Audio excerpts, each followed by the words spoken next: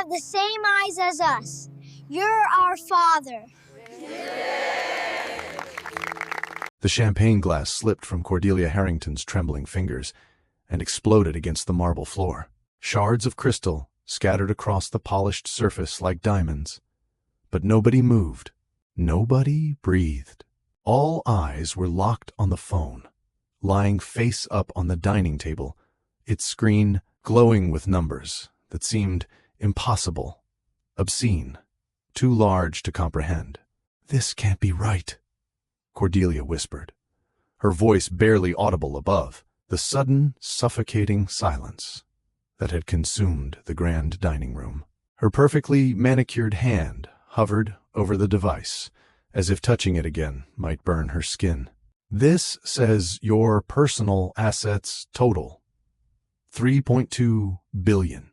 She couldn't finish. The words died in her throat, like a choked confession. Around the elaborate dinner table, faces that moments ago had worn expressions of smug superiority now gaped in various stages of shock and disbelief. Mrs. Ashworth's fork clattered against her plate. Mr. Pembroke actually gasped, his hand flying to his chest. The Castellanos exchanged rapid glances, their mouths forming perfect circles of astonishment. But it was Sienna Torres Harrington, the woman Cordelia had spent the last 2 hours publicly humiliating.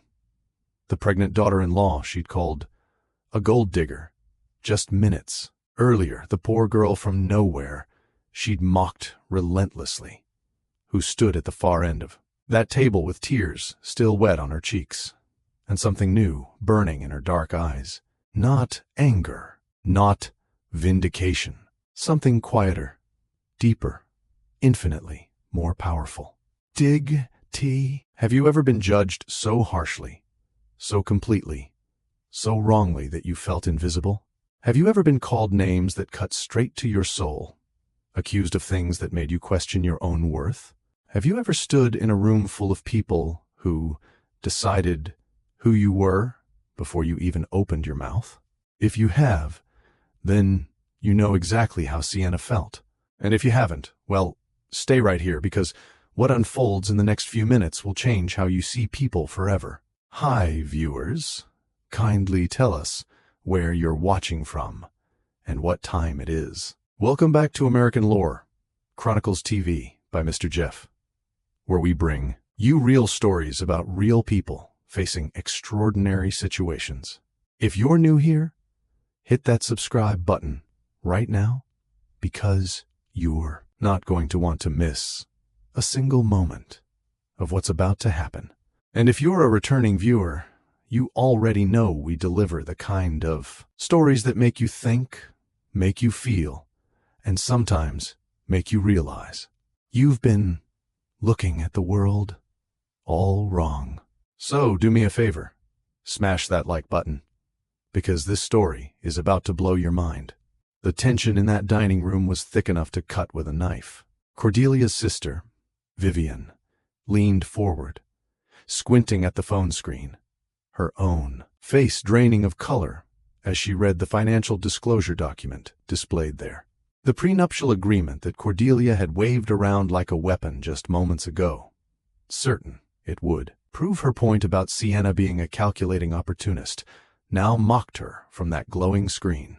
"Cordelia," Vivian breathed, her voice shaking. "Do you understand what you're looking at? Do you have any idea what this means?" But Cordelia couldn't speak. Her mouth opened and closed, like a fish drowning in air. Her carefully constructed worldview, her ironclad certainties about class, money, and the natural order of things, were crumbling around her in real time. She looked up from the phone to Sienna, then back down to the phone, then up again, as if the act of looking might somehow change what she was seeing. Devin Harrington stood beside his wife, one protective arm wrapped around her shoulders, his own face a mixture of shock and dawning comprehension. He'd known Sienna for 2 years, dated her for 1, been married to her for another. And in all that time, through every moment of falling in love with her kindness, her passion for helping traumatized children, her habit of crying at commercials and immediately donating to whatever cause they featured, he'd never known this, never suspected, never imagined. The rain continued to hammer against the floor-to-ceiling windows, each drop sounding like an accusation in the electric silence. The elaborate dinner that had been meant as an ambush, a public humiliation, designed to put Sienna in her place, sat forgotten on expensive china. Lobster bisque grew cold. Wine glasses stood abandoned. The wealthy guests, who'd come to witness Cordelia tear apart her daughter-in-law, now sat, frozen, unsure whether to stay or flee from the social catastrophe unfolding before them. "My full name," Sienna said, and though her voice still trembled, though tears still tracked down her face, there was steel underneath now, "is Sienna Torres Valdez." The name landed like a bomb. Someone actually whimpered. "It might have been Mrs. Pembroke." "My mother's maiden name was Valdez," Sienna continued, each word deliberate, measured, impossible to misunderstand. "My maternal grandfather was Santiago Valdez." Mrs. Ashworth's hand flew to her mouth. Mr. Castellano knocked over his water glass, and the liquid spread across the white tablecloth like an accusation. But he didn't even notice. They all knew that name. Everyone in their world knew that name. Santiago Valdez, the man who'd built a technology and telecommunications empire that spanned continents, whose strategic investments had made him one the wealthiest individuals in modern history, whose name appeared on hospital wings and university buildings and charitable foundations around the globe. "Santiago Valdez passed away 8 years ago," Sienna went on, her hand moving to rest on her pregnant belly, as if drawing strength from the child growing inside her. "He left his entire fortune to be divided among his grandchildren when they turned 25. I received my inheritance 3 years ago." She paused, letting the words sink in, watching Cordelia's face cycle through emotions too complex to name. The total was approximately $3.2 billion. The number hung in the air like smoke. 3.2 billion. Not million. Billion. With a B, the kind of money that made the Harrington family fortune, substantial as it was, look like pocket change. The kind of wealth that could buy and sell everyone at that table 10 times over and never notice the dent in the accounts. Cordelia swayed on her feet. For a moment, Devon thought his mother might actually faint, might collapse right there, on her pristine marble floor, surrounded by shattered crystal and shattered pride. Her face had gone gray, all the blood seeming to rush away from the surface, leaving her looking older than her 62 years, smaller somehow, diminished. "I don't," she started, stopped, tried again. "They don't understand." "What don't you understand?" Sienna asked. And there was no cruelty in the question, just exhaustion and a bone-deep weariness. "The part where you spent 2 years treating me like I was worthless. The part where you called me a gold digger in front of your friends. The part where you accused me of trapping your son with a pregnancy, as if love couldn't possibly be real between us. Or the part where you never once, not even one single time, bothered to actually ask me about my life, my family, my background." The questions landed like slaps. Each one made Cordelia flinch. "I've been managing my inheritance quietly through a private trust," Sienna continued, her voice gaining strength, even as fresh tears spilled down her cheeks. "Most of it goes toward charitable foundations, children's hospitals, art education programs for underserved communities, housing initiatives for low-income families. I take a modest salary from the trust to live on, which is why I still work at the community center, why I still drive my old car, why I shop at thrift stores, and live in a house that's comfortable but not extravagant." She took a shaky breath, and Devon's arm tightened around her. I don't want extravagance. I never have. It's not who I am. My grandfather grew up in poverty, built everything from nothing, and he never forgot where he came from. He taught me that wealth is a responsibility, not a trophy. That money amplifies who you already are. If you're generous, you become more generous. If you're selfish, you become more selfish. I choose to use my resources to help people because that's who I want to be. That's who I want my child to see me as. The simplicity of the statement somehow made it more devastating. Around the table, the dinner guests who'd arrived, expecting to witness a gold digger's comeuppance, now sat in various states of discomfort, realizing they'd participated in something ugly, something they'd tell their therapists about later, something that would haunt them at 3 a.m, when sleep wouldn't come. Cordelia finally managed to move. She set the phone down on the table with exaggerated care, as if it might explode. Her hands were shaking so badly she had to clasp them together to keep anyone from noticing. But everyone noticed anyway. Everything about her, from her designer dress to her perfect hair to her air of unshakable superiority, suddenly seemed like a costume, a performance that had just been revealed as hollow. "You're telling me?" she said slowly, each word dragged up from somewhere, deep and painful, "that you've had billions of dollars this entire time, while we've all been treating me like trash?" Sienna finished for her. "Yes, that's exactly what I'm telling you." The bluntness of it made several people wince. "But why?" Cordelia's voice rose, taking on a desperate edge. "Why would you hide it? Why would you live like a normal person?" Sienna supplied, "Because I wanted to know that Devon loved me, not for my grandfather's money, not for connections or opportunities or access to wealth. Just me, the woman who works with traumatized kids and cries at sad movies and stops to pet every dog she sees on the street. I'd been burned before, Cordelia. I'd watched people change when they learned about my inheritance, watched friends become sycophants, watched romantic interests suddenly become very interested. So when I met Devon, when he fell in love with Sienna, the art therapist, without knowing anything else, that meant everything to me." She turned to look at her husband, and the love in her eyes was so raw, so genuine, that even the jaded socialites at the table felt something shift in their chests. "He treated me like I mattered," Sienna whispered, "not because of what I had, but because of who I was.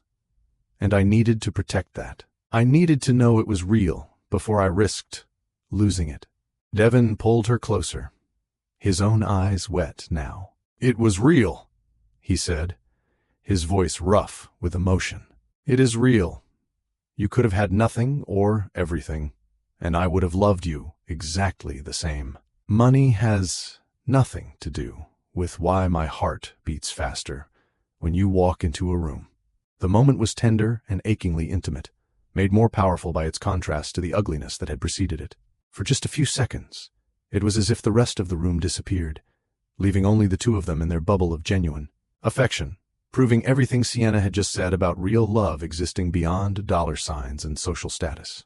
Then Cordelia made a small, broken sound, something between a gasp and a sob, and the spell shattered. But here's where things get even more intense. Because Cordelia wasn't done spiraling, and Sienna wasn't done revealing truths that would reshape this entire family. The prenuptial agreement Cordelia had been waving around as proof of her suspicions. It contained more than just Sienna's asset disclosure. Much more. And when the full contents came to light, well, let's just say what happens next will make you rethink everything you thought you knew about love, money, and the price of judging people before you know their story. If you're hooked on this story, and I know you are, drop a comment right now telling me, have you ever been completely wrong about someone? Have you ever judged too quickly and lived to regret it? Let's talk about it. And while you're down there in the comments, hit that subscribe button if you haven't already. because this story is just getting started, and trust me, you don't want to miss what happens when Cordelia finally understands the full extent of her mistake. Cordelia's legs gave out. One moment she was standing beside the dinner table. The next she was sinking into her chair like a puppet with cut strings. Her carefully styled hair fell forward, obscuring her face, but everyone could see her shoulders shaking. Whether from rage, shame, or shock, nobody could tell. Maybe all three at once, fighting for dominance in her chest. Vivian reached over and placed a hand on her sister's arm, but Cordelia shook it off violently. She didn't want comfort, didn't deserve it, couldn't accept it. Not now, not after what she'd done, what she'd said, what she'd revealed about herself in front of everyone who mattered in her social circle. Mrs. Ashworth cleared her throat delicately, the sound cutting through the tension like a knife. "Perhaps we should give you all some privacy," she said, already rising from her seat. Her voice was cool, professional, but her eyes, when they landed on Cordelia, held something that looked uncomfortably like pity mixed with disdain. "This seems like a family matter." "Yes," Mr. Pembroke agreed quickly, practically leaping up. "Quite right. We should be going." The Castellanos didn't even bother with words. They simply stood, gathered their things, and moved toward the door, with the kind of speed that suggested they couldn't wait to escape. Tomorrow, this story would be all over their social circle. Tonight's dinner would become legend. The cautionary tale about the woman who called a secret billionaire a gold digger.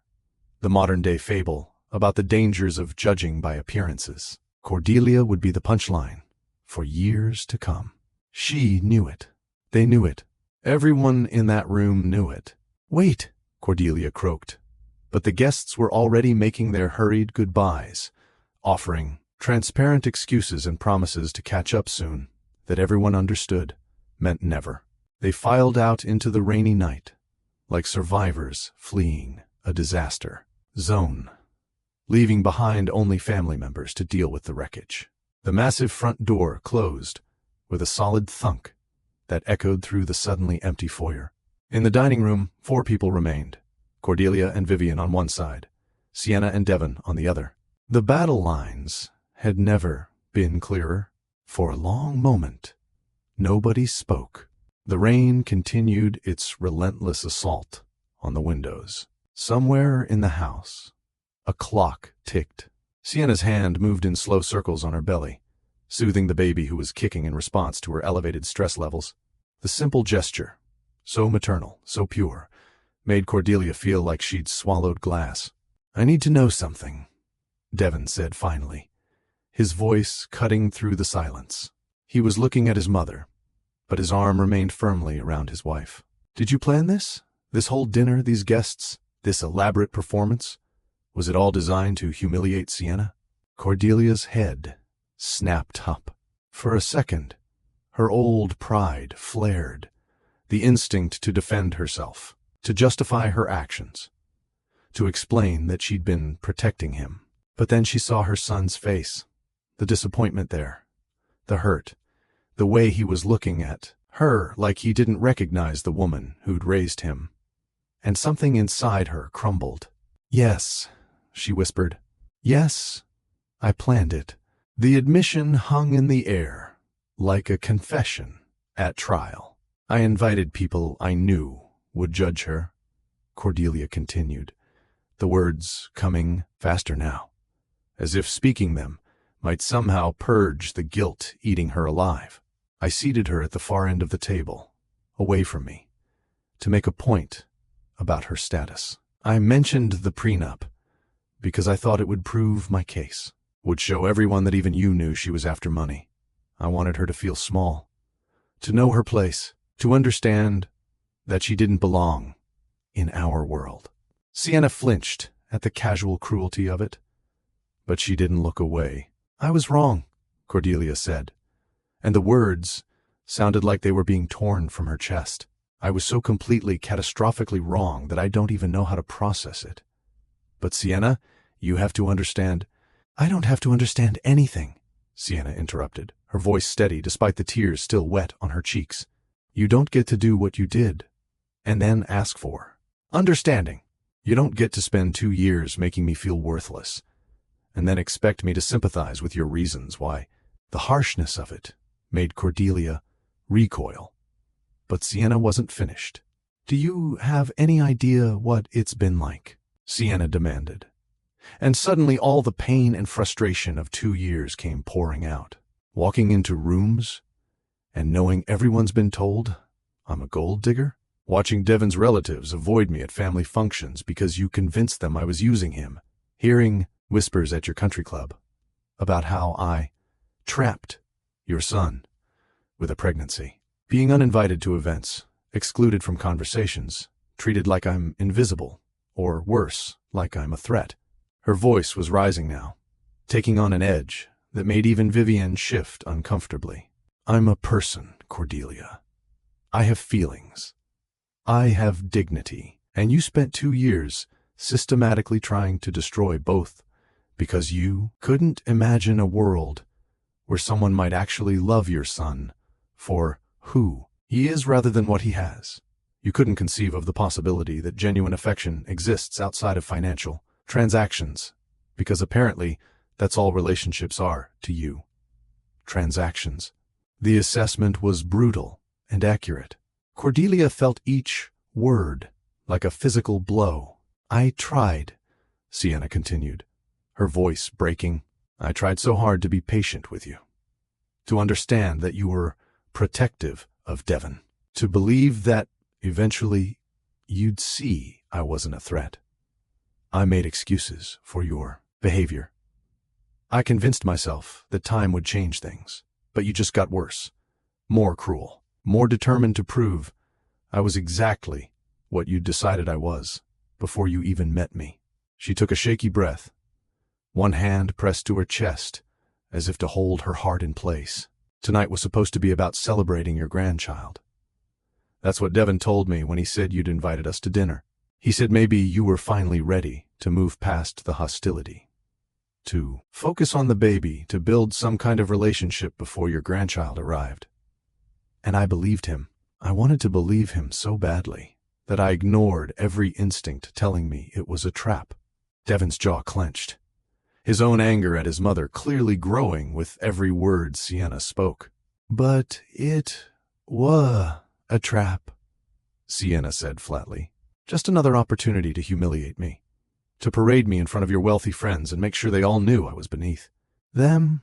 Beneath you. Beneath everyone with the right last name and enough zeros in their bank account. Cordelia opened her mouth to protest.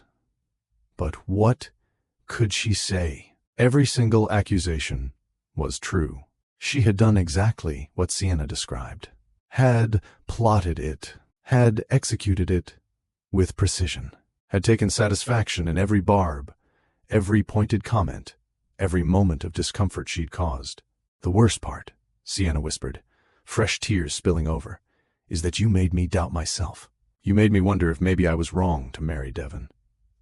If maybe I was being selfish by staying in a family where I clearly wasn't wanted. You made me question whether I had the right to bring a child into this dynamic, to subject an innocent baby to the kind of toxic judgment you've shown me. No, Devon said sharply, turning to face his wife. Don't let her do that to you. Don't let her poison what we have. But she did, Sienna said simply. She has been. Every snide comment, every cold shoulder, every deliberate exclusion, it adds up, Devon. It wears you down. It makes you feel like maybe you're the problem. Maybe you're not enough. Maybe you'll never be enough. The pain in her voice was raw and real, and it did something to Cordelia that all the shock and shame hadn't managed. It made her see, really see, the damage she'd inflicted. Not theoretical damage, not abstract harm, but concrete, measurable hurt in the eyes of a woman who'd done nothing to deserve it except fall in love with her son. I'm sorry, Cordelia breathed, and this time the words came from somewhere deeper, somewhere genuine. Sienna, I'm so sorry. You're right. About all of it. I was cruel. I was calculating. I set out to hurt you because I'd convinced myself you were a threat. I never once stopped to question whether my assumptions might be wrong. I never gave you a fair chance. Sienna just looked at her, waiting, because apologies without action were worthless, and they both knew it. I was afraid, Cordelia continued, and now the tears came. Not delicate, refined tears, but ugly, desperate ones that smeared her makeup and made her voice thick. Devin is my only child. Everything his father and I built was for him, and I've seen so many marriages in our social circle turn out to be nothing but business arrangements. People using each other for status, for money, for connections. I watched my own friends marry for the wrong reasons and end up miserable. I was terrified that someone would see Devin as nothing but a bank account, would manipulate him, would break his heart. She looked up at her son, her eyes pleading for understanding. So when you brought home this woman, who seemed too good to be true, kind, humble, uninterested in luxury, I convinced myself it was an act. I told myself nobody could really be that genuine, that it had to be a long game, a con, a strategy to get close, and then reveal her true colors. I projected every cynical assumption I had about human nature onto Sienna, because accepting that she was exactly who she appeared to be would mean admitting I'd become as shallow and materialistic as the people I claimed to be better than. The confession was raw and uncomfortable, but it was also honest in a way Cordelia's previous apology hadn't been. Vivian cleared her throat. I owe you an apology too, Sienna. I went along with everything Cordelia did. I participated in the mockery. I never spoke up or questioned whether we might be wrong. I just assumed my sister knew best, and that was cowardice on my part. I'm sorry. Sienna nodded acknowledgement, but didn't speak. The emotional exhaustion was clear on her face now, the toll of the evening finally catching up with her. She swayed slightly, and Devin immediately steadied her. She needs to rest, he said firmly. This has been too much stress, and it's not good for the baby. We're going home. Of course, Cordelia said quickly, standing. Of course you should go. But please, before you do, I need you to know, both of you, that I want to do better. I want to change. I know I can't undo the damage I've caused, but I want the chance to try to make amends, to build something real with you both, to be the grandmother this baby deserves, not the bitter woman I've become. Devin studied his mother's face, searching for sincerity. That's going to take time, Mother. A lot of time. And it's going to require more than words. Sienna has every right to set boundaries, to protect herself and our child from more hurt. If you're serious about changing, you're going to have to prove it through consistent actions, not dramatic apologies. I understand, Cordelia said. I'll do whatever it takes. We'll see, Sienna said quietly, and the words held both skepticism and the tiniest sliver of hope. People say they'll change all the time, but actually doing it, that's different. That requires looking at ugly truths about yourself and choosing to be better even when it's hard. She let Devin guide her toward the door, moving slowly, one hand on her belly and the other gripping her husband's arm for support.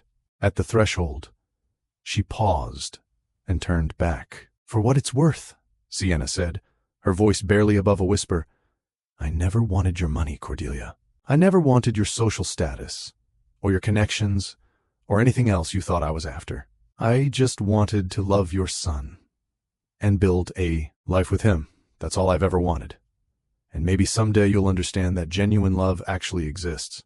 That not everything in life is a transaction. That some people actually care about things that can't be deposited in a bank account. Then she was gone, disappearing into the rainy night with Devin at her side, leaving Cordelia and Vivian alone in the cavernous house that suddenly felt empty despite its size.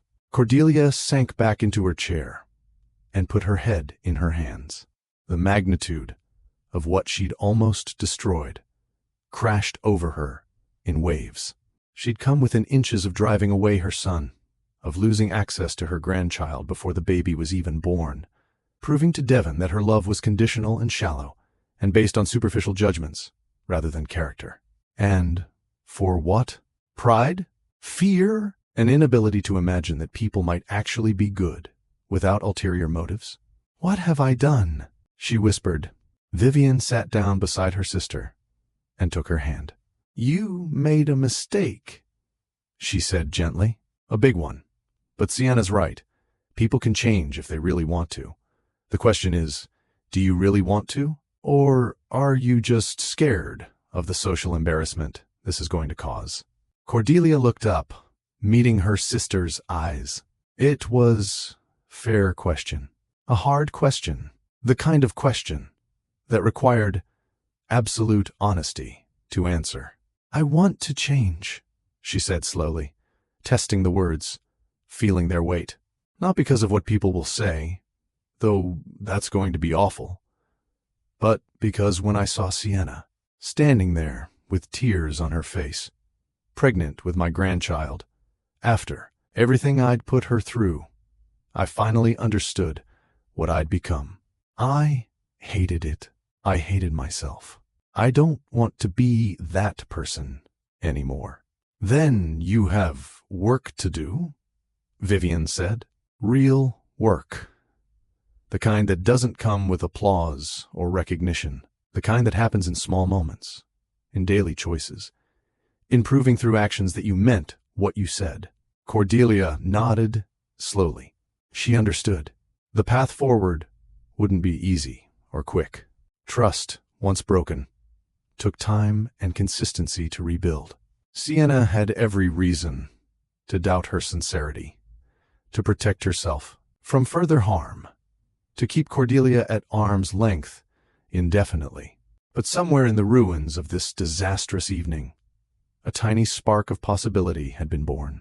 The possibility that people really could change, that families really could heal, that mistakes, even huge ones, didn't have to be the end of the story.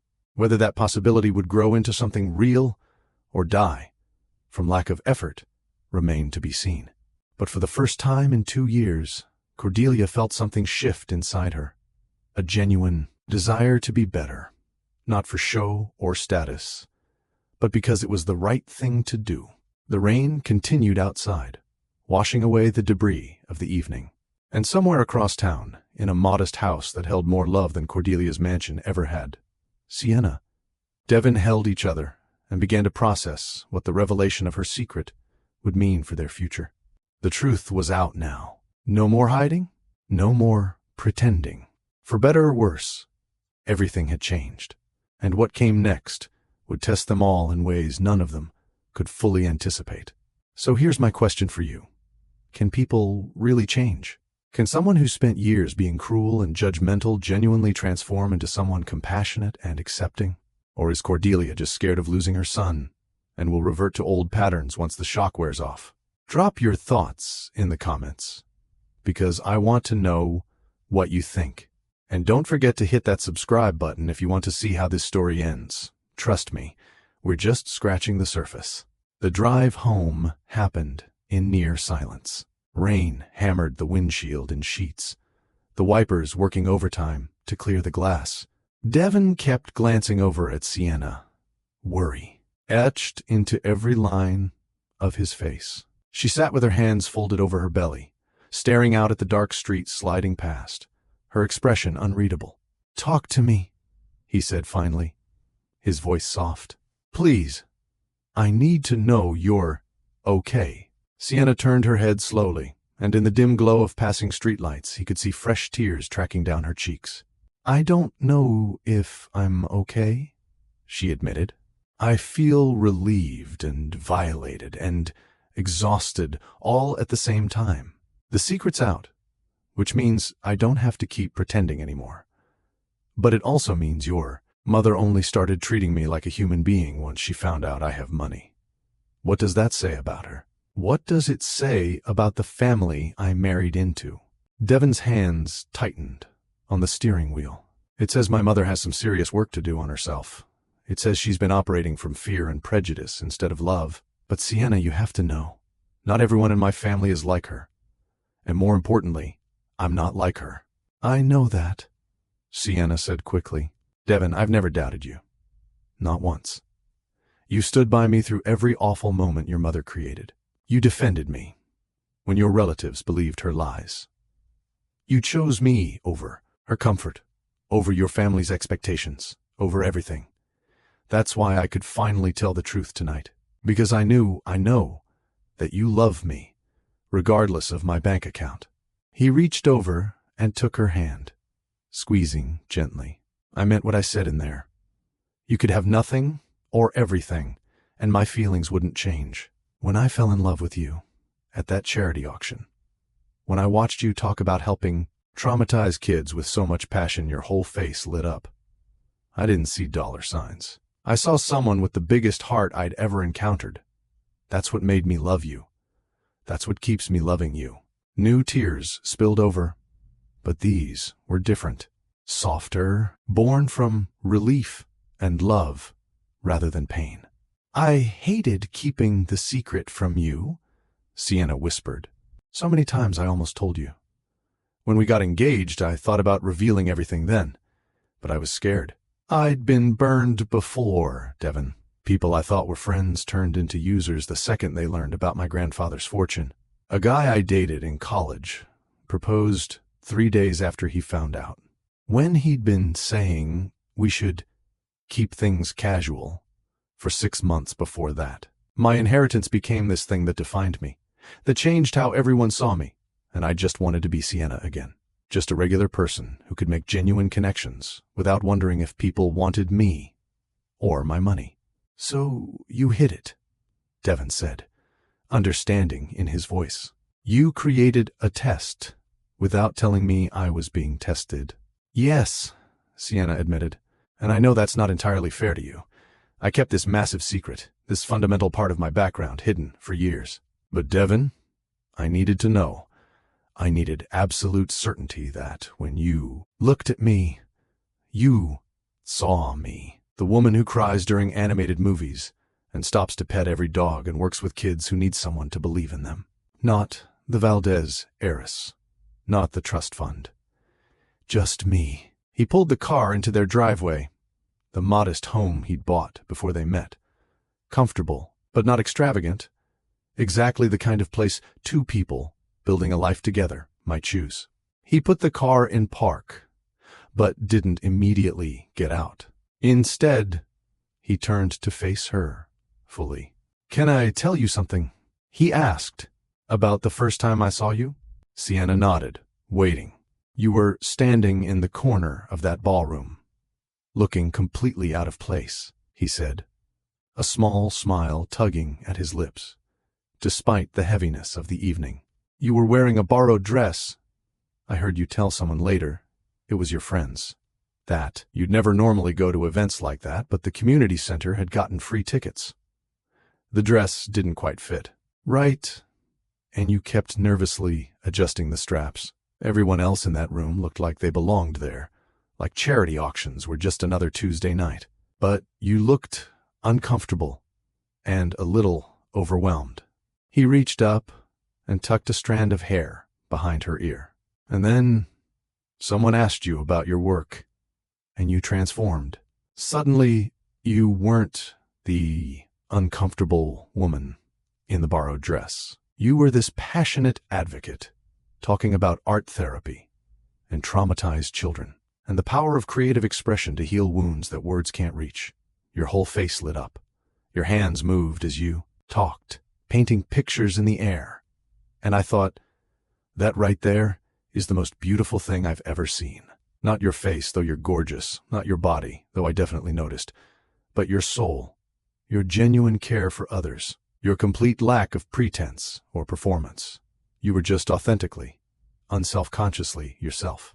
Sienna was crying again, but these tears came from something warm and pure. I fell in love with your kindness, Devin continued. The way you remembered small details about people's lives and asked meaningful follow-up questions weeks later. The way you'd stop our walks to pet dogs and ask their owners about them like you had all the time in the world. The way you cried at those commercials and immediately pulled out your phone to donate, even though you were working a job that barely paid the bills. The way you volunteered at the community center, not because it looked good on a resume, but because you genuinely believed every child deserved someone fighting for them. He leaned forward and kissed her forehead gently. You could have $10 billion, or $10, or be in debt up to your eyeballs, or none of it would change the fact that you're the most genuinely good person I've ever met. That's what I love. That's what made me want to spend my life with you. Your money, or lack of it, as I thought, never factored into the equation because it's not what makes you who you are. Sienna threw her arms around his neck, holding on tight, breathing in the familiar scent of him, grounding herself in this moment of absolute certainty about his feelings. The baby kicked between them, as if celebrating, and they both laughed through their tears. "I love you," she whispered against his neck. "I love you so much, it scares me sometimes." "I love you too," he murmured back. "And we're going to get through this. Whatever happens with my mother, whatever social fallout comes from tonight, whatever complications arise from your secret being public knowledge now, we'll handle it together." They sat there for several more minutes, just holding each other in the dark car while rain drummed on the roof and windows, creating a cocoon of sound that felt private and safe. Eventually, though, exhaustion caught up with Sienna. The adrenaline that had carried her through the confrontation was wearing off, leaving her drained and aching. "Let's get you inside," Devin said, kissing her temple. "You need rest. Tonight's been too much stress for you and the baby." He helped her out of the car and into the house, one protective arm around her waist. Inside, their home welcomed them with familiar warmth, comfortable furniture, photographs on the walls documenting their relationship, the kind of lived-in coziness that came from two people actually building a life together rather than staging a showplace for visitors. Devin guided her to the couch and went to make tea, returning with 2 steaming mugs and a soft blanket.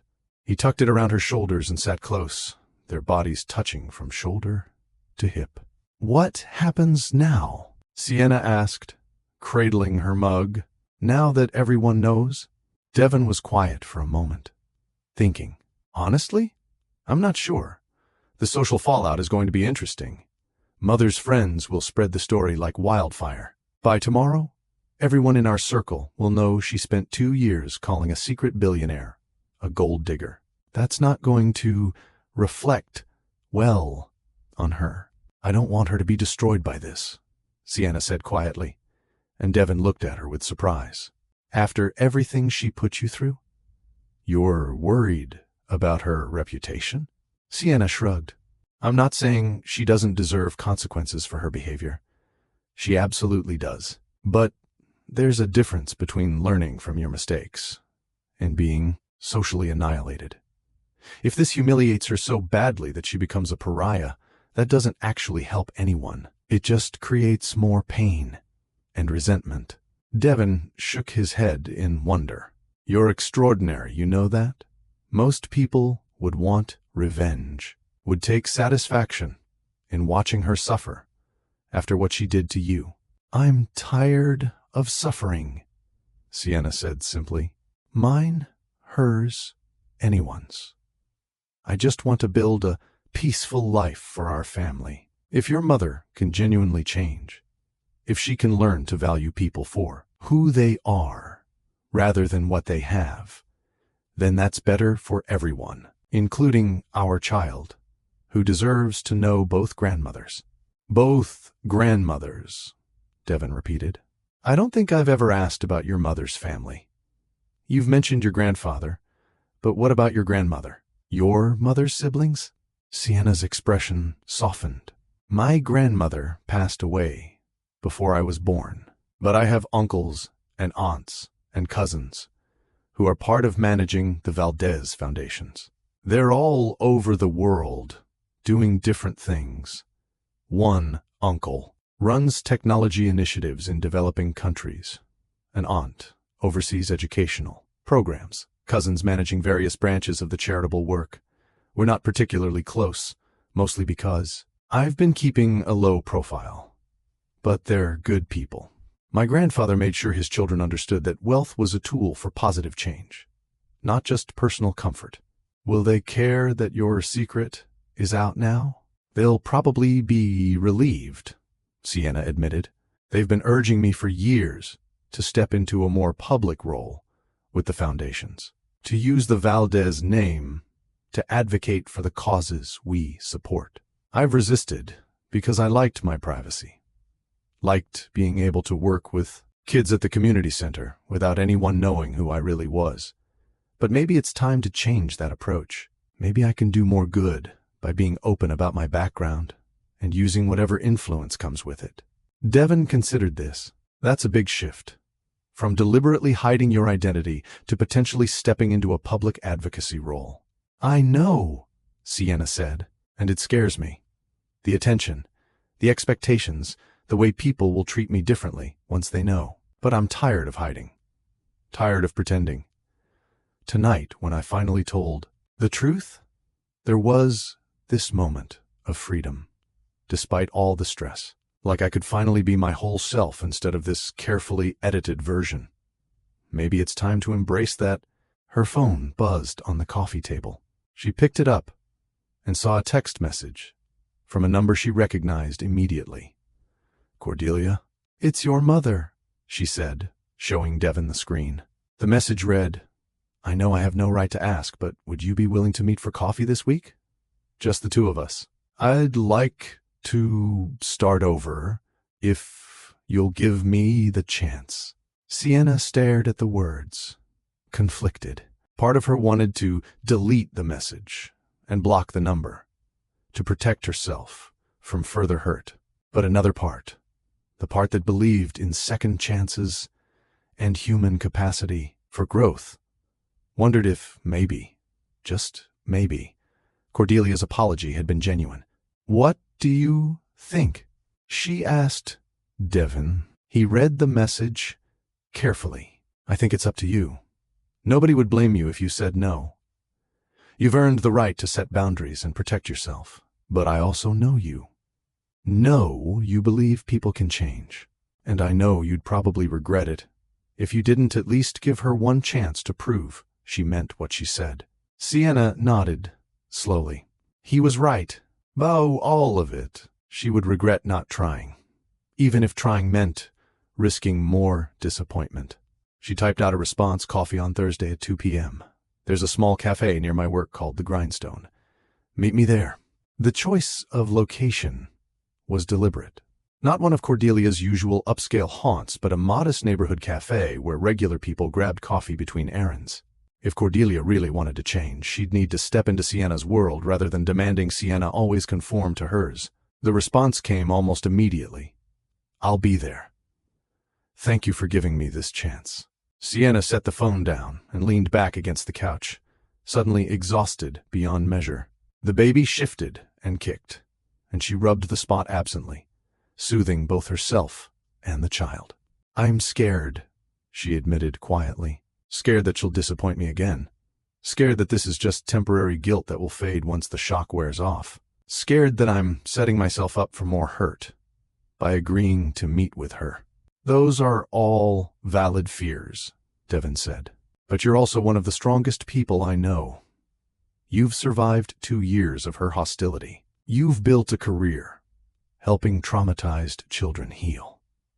You've maintained your integrity and kindness, despite being treated terribly. If anyone can handle giving someone a second chance while protecting themselves, it's you. Sienna smiled weakly. When did you become so wise? When I married you, he said, kissing her forehead. You've taught me more about compassion and genuine goodness than I learned in 30 years before meeting you. They sat together in comfortable silence as the tea cooled and the rain gradually tapered off outside.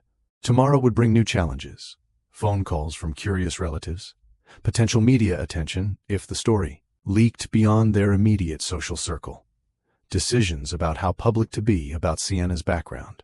But tonight, in this moment, they had each other, and that was enough. Eventually, Devon helped Sienna upstairs and drew her a bath, adding the lavender bath salts she loved. He left her to soak while he went to make sure all the doors were locked and lights were off, giving her the privacy and quiet she needed to process everything. Alone in the warm water, Sienna felt the baby moving inside her and thought about the family this child would be born into. Complicated, imperfect, but maybe capable of growth. Maybe capable of learning that love and worth had nothing to do with money or status. Maybe capable of becoming the kind of family where a child could grow up feeling valued for who they were rather than what they represented. It was a hope, fragile and uncertain, but it was also a possibility. And sometimes possibilities were enough to build on. Thursday would tell her if Cordelia's apology had been genuine or just damage control. Thursday would reveal whether real change was possible or if old patterns were too deeply ingrained to overcome. Thursday would be the first real test of whether this fractured family could find a path toward healing. But that was 3 days away. Tonight, Sienna just needed to rest, to let the stress and revelation and confrontation settle into something manageable. Tomorrow she could start thinking about next steps, about how to navigate her new reality as someone whose secret was finally out in the open. For now, she just soaked in the tub, felt her baby kick, and trusted that whatever came next, she and Devon would face it together. And somehow, that made even the scariest possibilities feel survivable. What do you think? Is Cordelia's invitation genuine? Or is she just trying to save face after being humiliated in front of her friends? Can someone really change their core beliefs about people and worth? Will she eventually revert to judging Sienna by different standards? I want to hear your predictions in the comments. And if you're invested in finding out what happens at that coffee meeting, you better hit subscribe because Chapter 4 is going to reveal whether Cordelia is capable of real transformation or just good at temporary apologies. Thursday arrived, with clear skies and crisp autumn air. Sienna stood in front of her closet longer than usual, staring at her clothes and wondering what to wear to a coffee meeting that felt more like a test than a casual chat. Eventually, she settled on comfortable jeans and a soft sweater that accommodated her growing belly. If Cordelia wanted to meet her in Sienna's world, then Sienna would show up as herself. No pretense, no performance.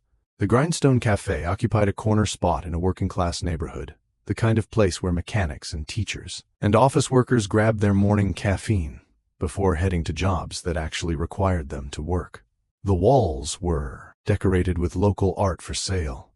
Mismatched furniture gave it character, rather than Polish, and the baristas knew most customers by name and order. Sienna arrived 15 minutes early, ordered her decaf latte. Pregnancy had taken away her caffeine privileges and claimed a small table near the window where she could watch the street. Her hands wrapped around the warm cup, and she focused on breathing steadily, trying to calm the nervous flutter in her stomach that had nothing to do with the baby. At exactly 2 o'clock, a sleek black car pulled up outside. Sienna watched Cordelia emerge, and for the first time since she'd known her mother-in-law, she saw uncertainty in the older woman's movements. Cordelia stood on the sidewalk for a long moment, staring at the cafe like it might bite her, before finally squaring her shoulders and walking inside. She looked different, smaller somehow, despite wearing another expensive outfit. Her hair was still perfect, her makeup still flawless, but something in her eyes had changed. The cold superiority was gone, replaced by something that looked uncomfortably like vulnerability. Cordelia spotted Sienna and made her way over, moving carefully, as if navigating unfamiliar and potentially hostile territory. "Thank you for agreeing to meet me," she said quietly, still standing beside the table. "May I sit?" The fact that she asked, rather than assumed, was noteworthy. Sienna gestured to the empty chair. Cordelia sat down stiffly, her designer handbag placed carefully on the floor beside her chair. She looked around the cafe with barely concealed discomfort, taking in the mismatched furniture, the local art, the diverse crowd of regular people, living regular lives. This was clearly not her usual environment. "Would you like to order something?" Sienna asked, breaking the awkward silence. "Oh, yes, of course." Cordelia stood again and approached the counter, where a 20-something barista, multiple piercings, and brightly colored hair greeted her with professional friendliness. Sienna watched Cordelia stumble through ordering a simple coffee, clearly unused to cafes that didn't have table service, before returning with her cup and an expression that suggested she'd just completed a challenging task. "This is nice," Cordelia said, and the lie was so transparent that Sienna almost laughed. "You don't have to pretend," Sienna said gently. "I know this isn't your kind of place. That's partly why I chose it. If we're going to have an honest conversation, we need to have it somewhere that's not designed to make you comfortable, and me uncomfortable." Cordelia's cheeks flushed slightly. "You're right. I apologize. I'm not accustomed to places like this, and I'm doing a poor job of hiding my discomfort. But I want you to know, I came because you asked me to. Because earning your trust means meeting you on your terms, not mine." The acknowledgement was a small thing, but it mattered. Sienna took a sip of her latte and studied her mother, in law's face, searching for sincerity. "Why did you want to meet?" Sienna asked directly. "Was it guilt? Embarrassment about what your friends now think of you? Fear that Devin will cut you out of his life and you'll never meet your grandchild? Or do you genuinely want to change?" Cordelia flinched at the bluntness, but didn't look away. "All of those things," she admitted. "I'd be lying if I said the social embarrassment didn't factor in. Yesterday, I received 17 phone calls and texts from people in our circle, all dancing around the real question. They wanted to ask, is it true you spent 2 years mocking a secret billionaire? My sister Vivian fielded another dozen. By now, the story has spread throughout everyone we know. She took a shaky sip of her coffee. "But that's not why I wanted to meet with you," Cordelia continued. "Or rather, it's not the main reason. The truth is, after you and Devin left on Monday night, I couldn't sleep. I kept replaying the evening in my mind, seeing your face when I called you a gold digger, hearing the pain in your voice when you talked about how I made you doubt yourself. And I realized something awful about who I'd become." Sienna waited, letting her continue. "I've spent the last 20 years of my life in social circles where people are valued based on their net worth and connections," Cordelia said, her voice taking on a quality that suggested she was admitting something shameful. "Where marriages are strategic alliances and children are assets to be leveraged. Where genuine emotion is seen as weakness and vulnerability is exploited. I convinced myself that's just how the world works at our level, that everyone operates from self-interest. That love, without financial motivation, is a fairy tale people tell themselves." She set down her cup with trembling hands. "But watching you and Devin together, seeing the way he looks at you like you hung the moon, understanding that you deliberately hid billions of dollars because you needed to know he loved you for yourself, it challenged everything I believed. And instead of reconsidering my assumptions, dug in harder. I became more cruel, more determined to prove you were secretly just like everyone else in my world. Because if you weren't, if genuine love really existed, then I'd have to admit I'd wasted decades of my life in relationships based on calculation rather than connection." The admission hung in the air between them, raw and uncomfortable. "That's a lot of self-awareness," Sienna said carefully. "What changed? What made you suddenly see all this when you've been operating from those assumptions for years?" Cordelia's eyes filled with tears. "Because I saw what I almost destroyed. My relationship with my only son. My chance to know my grandchild. The possibility of having something real in my life, instead of the hollow performance I've been calling relationships. And I realize that all the money and status and social position in the world means nothing if you're fundamentally alone, because nobody actually knows or loves the real you. A tear escaped and tracked down her cheek, leaving a faint trail through her makeup. I don't want to be that person anymore, Cordelia whispered. The cold, judgmental woman who measures worth in dollars and pedigree. The mother who would rather be right than happy. The grandmother who might miss out on knowing her grandchild because her pride matters more than her family. I don't want to die one day and realize I spent my whole life performing for people who did actually care about me, while pushing away the people who might have if I'd let them. Sienna felt her own eyes sting. Despite everything Cordelia had put her through, she couldn't help but feel compassion for this woman who'd built such elaborate defenses that she'd locked herself in a prison of her own making. Change is hard, Sienna said quietly, especially when you're changing beliefs you've held for decades. You're going to slip up. You're going to fall back into old patterns. There will be moments when the instinct to judge, based on superficial things, will be overwhelming. Can you handle that? Can you commit to doing the work, even when it's uncomfortable, and everyone's watching to see if you'll fail? I don't know, Cordelia admitted, and the honesty was startling. I want to say yes. I want to promise I'll be perfect from now on. But the truth is, I'm terrified.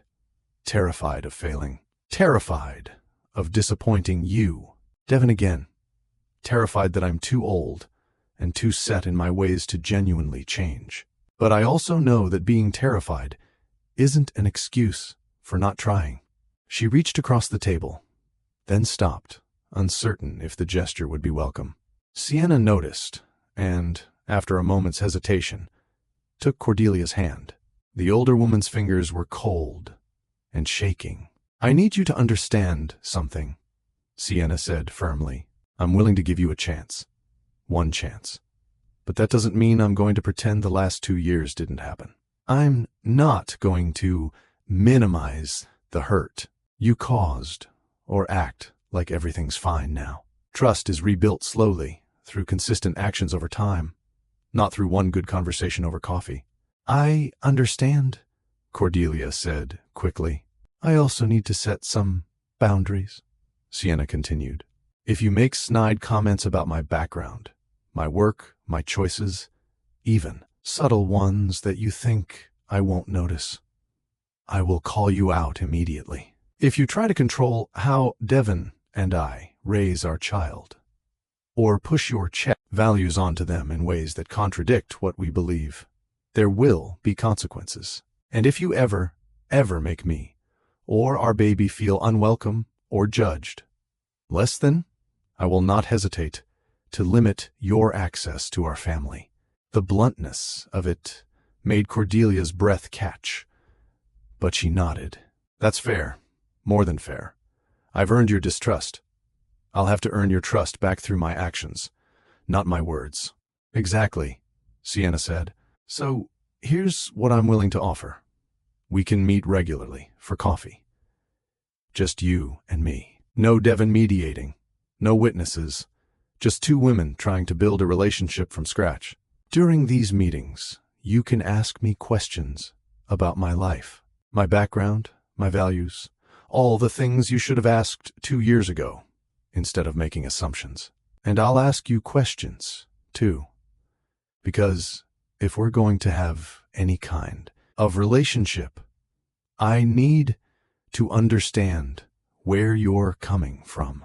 Cordelia leaned forward eagerly. I'd like that. Very much. But, Sienna held up a finger, these meetings are conditional. They continue only as long as I feel you're genuinely engaging in good faith. The first time I sense you're going through the motions or just trying to get access to Devin and the baby without actually changing, they stop.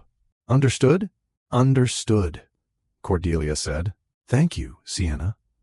Thank you for not giving up on me when you have every right to. They sat in silence for a moment, sipping their coffee, the weight of the conversation settling around them. Outside, life continued. People walking by with shopping bags, cars navigating traffic, a group of teenagers laughing at some shared joke. Normal life going on, oblivious to the small miracle of reconciliation attempting to take root in this modest cafe. Can I ask you something? Cordelia said, finally. Of course. That dinner, on Monday, when you revealed who you really are, how did it feel? After keeping that secret for so long, after building your life around protecting your privacy, how did it feel to have it all out in the open? Sienna considered the question carefully, terrifying and liberating at the same time.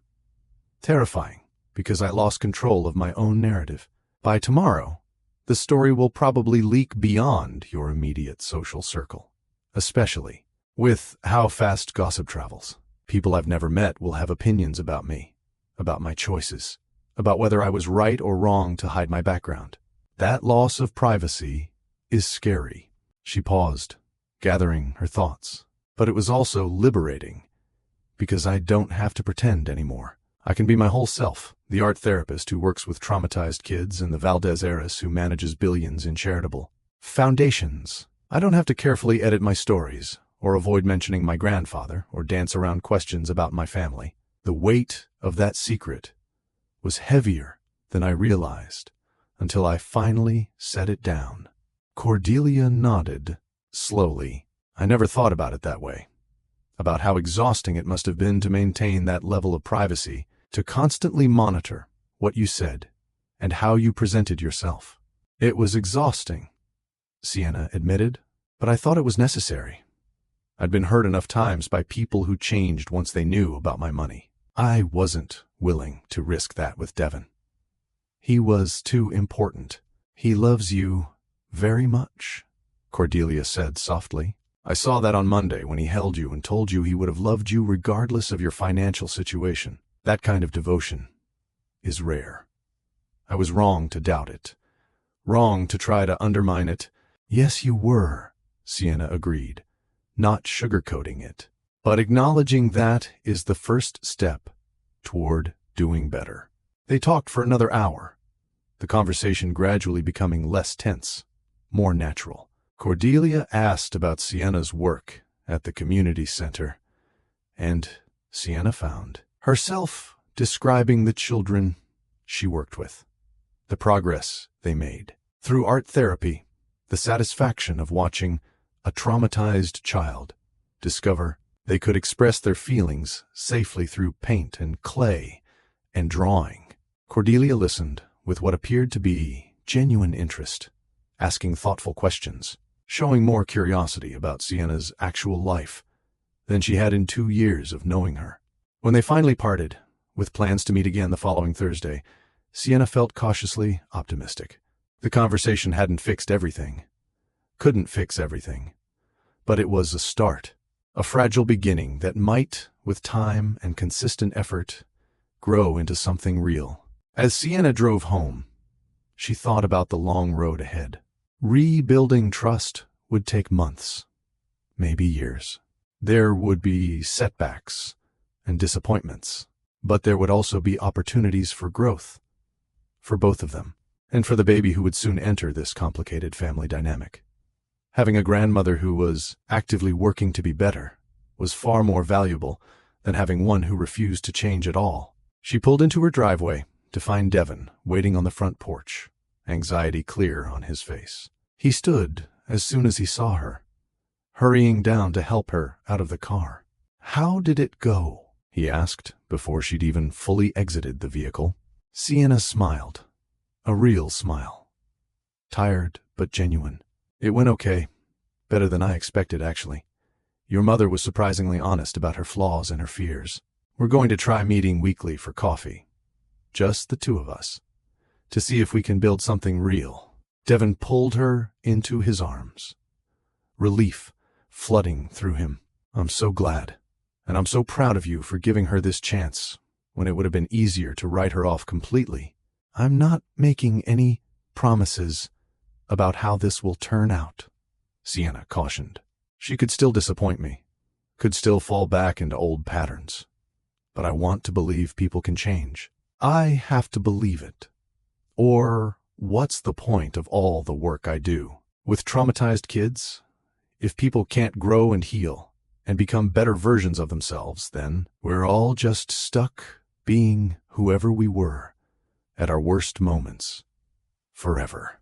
That's a bleak thought, Devon agreed, guiding her inside. Exactly.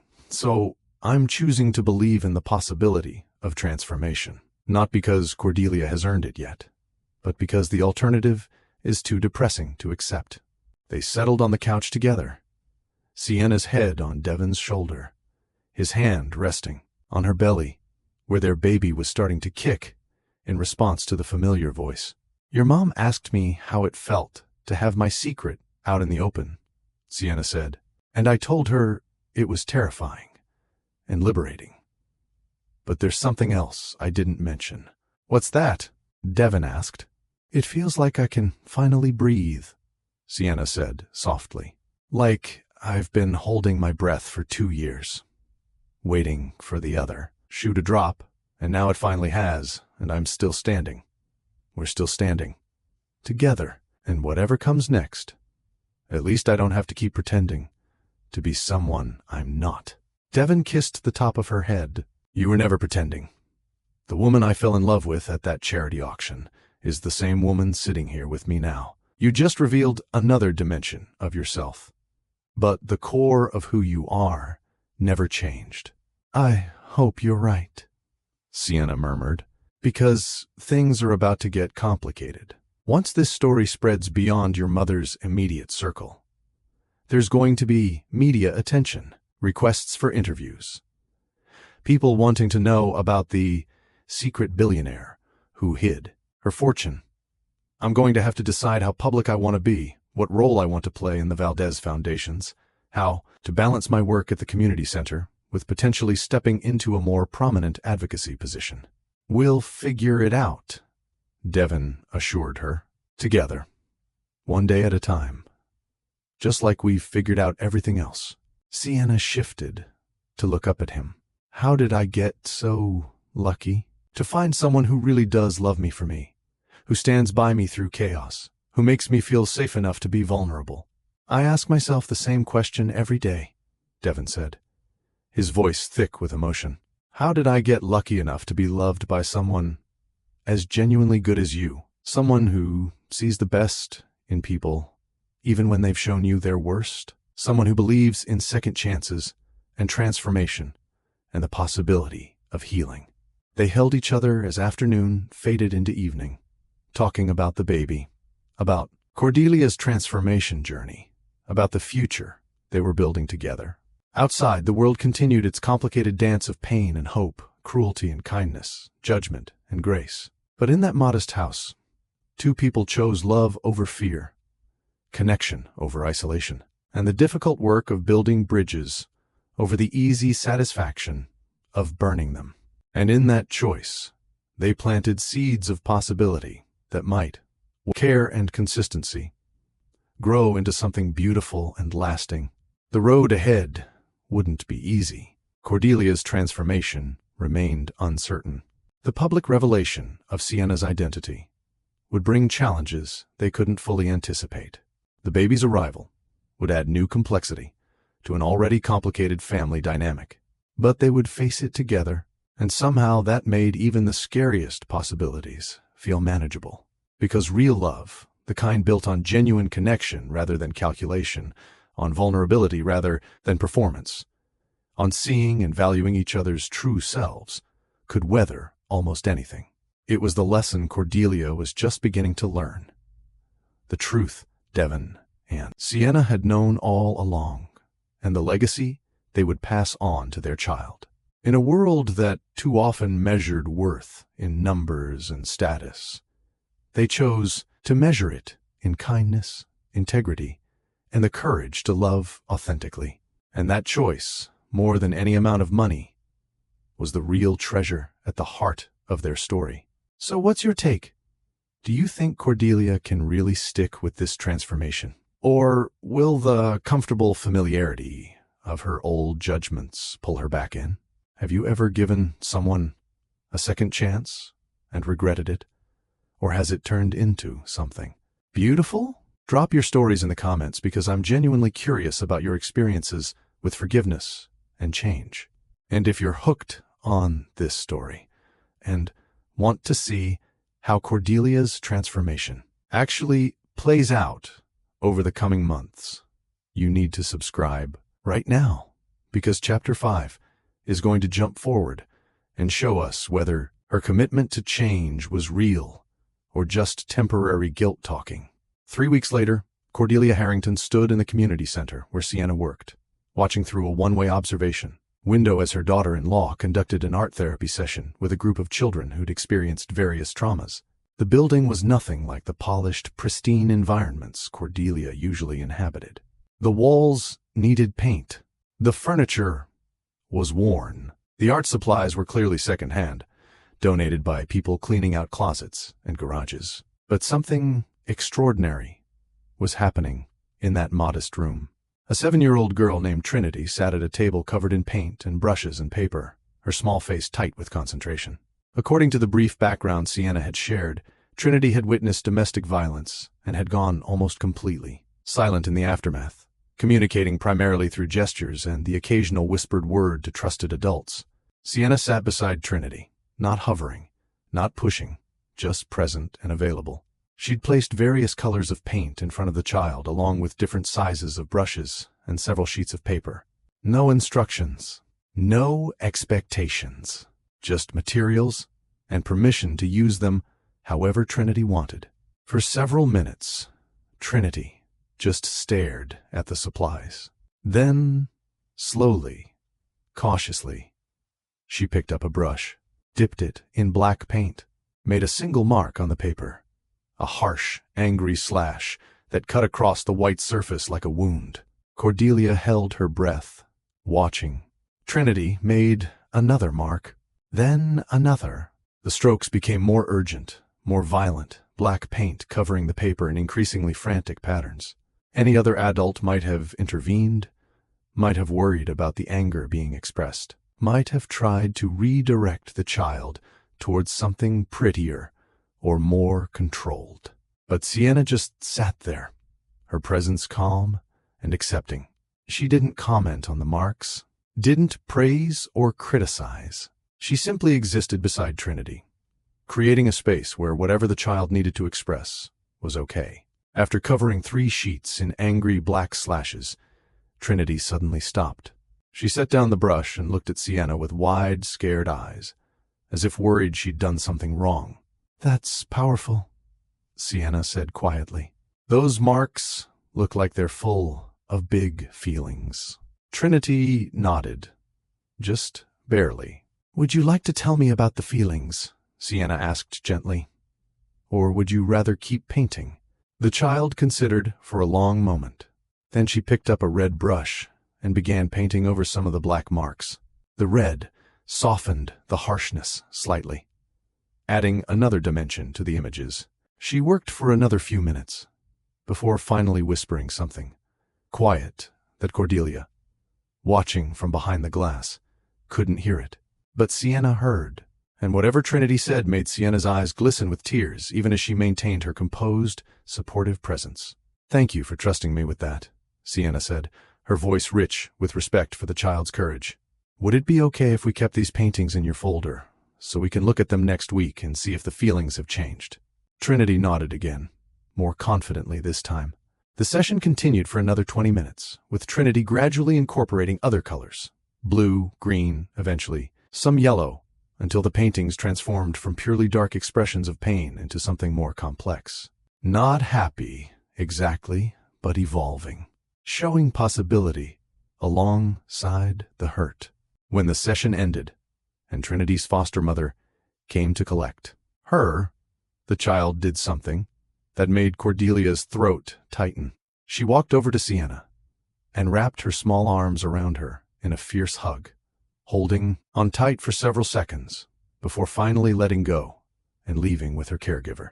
Sienna stood alone in the empty room, looking at Trinity's paintings spread across the table, and Cordelia saw her wipe tears from her cheeks. A soft knock on the observation room door pulled Cordelia's attention away. The center's director, a tired-looking woman in her 50s named Regina, gestured for her to follow. "What did you think?"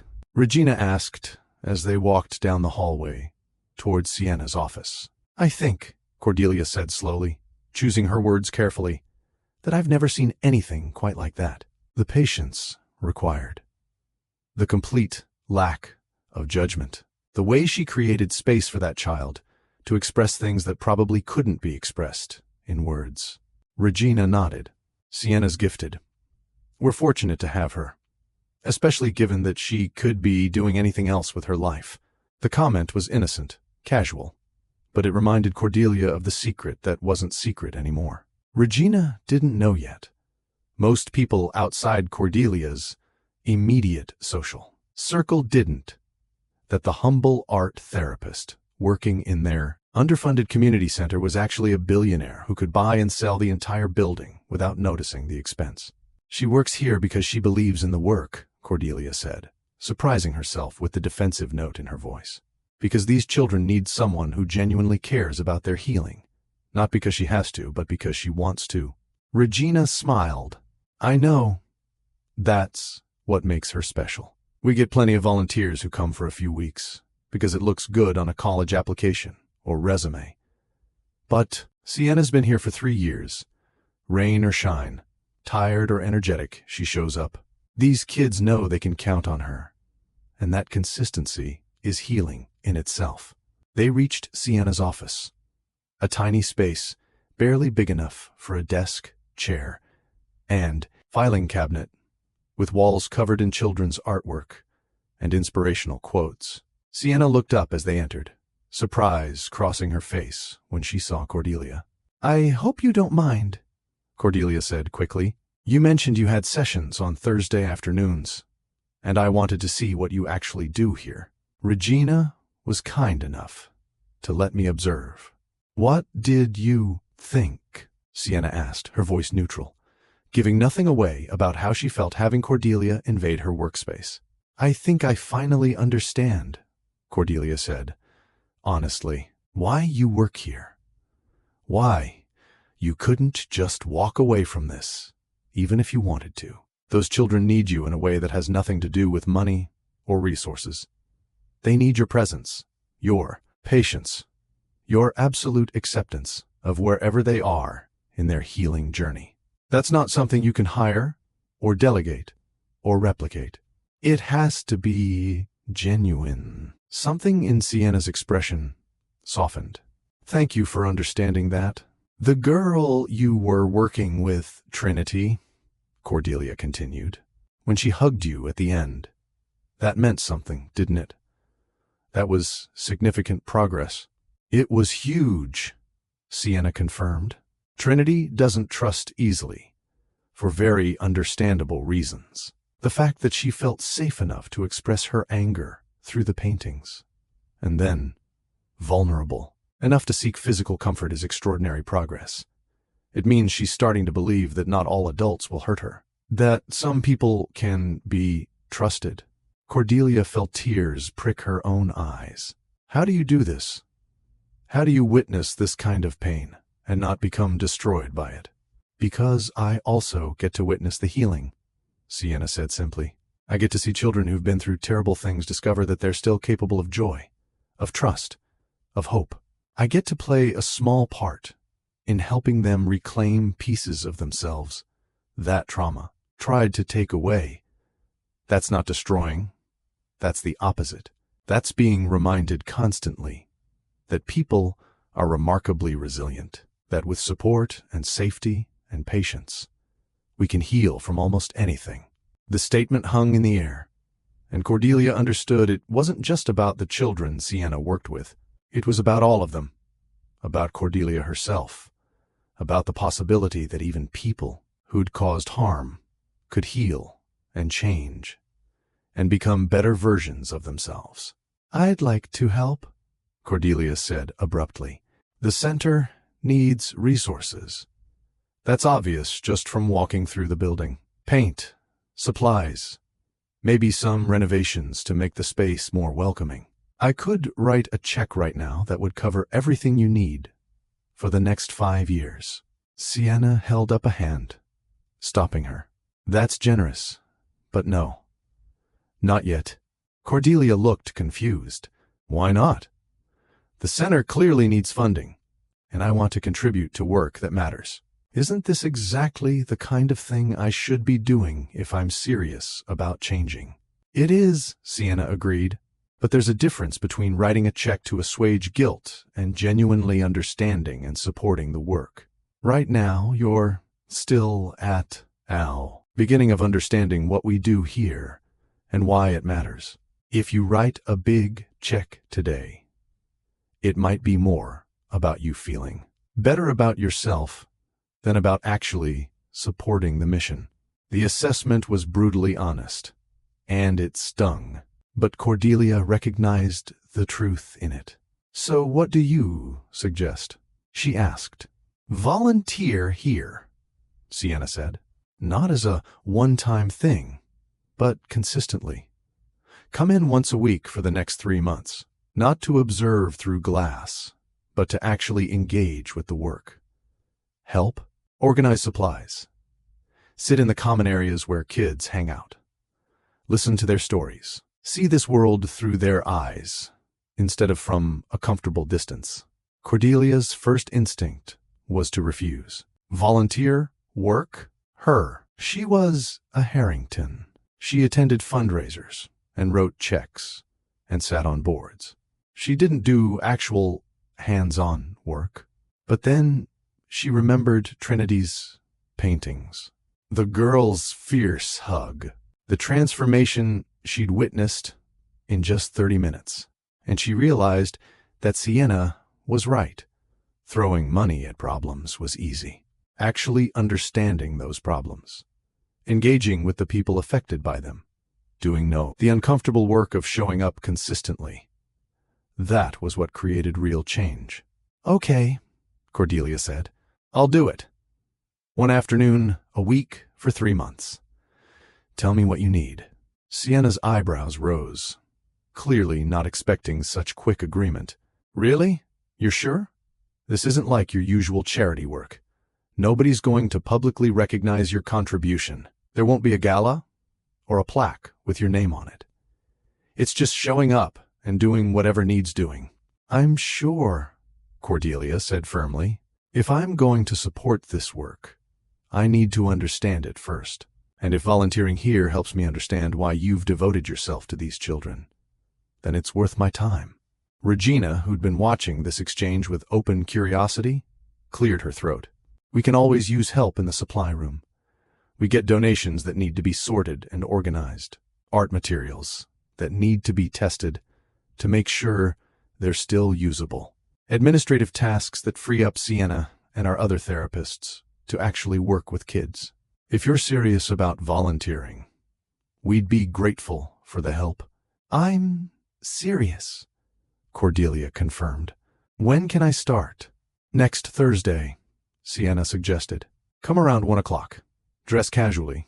You'll probably get paint or glue or various other substances on your clothes. And Cordelia? This is important. If you start this, you have to follow through. These kids have had enough adults disappoint them. If you commit to being here, you need to actually be here. Not when it's convenient, not when you feel like it, but consistently. Can you do that?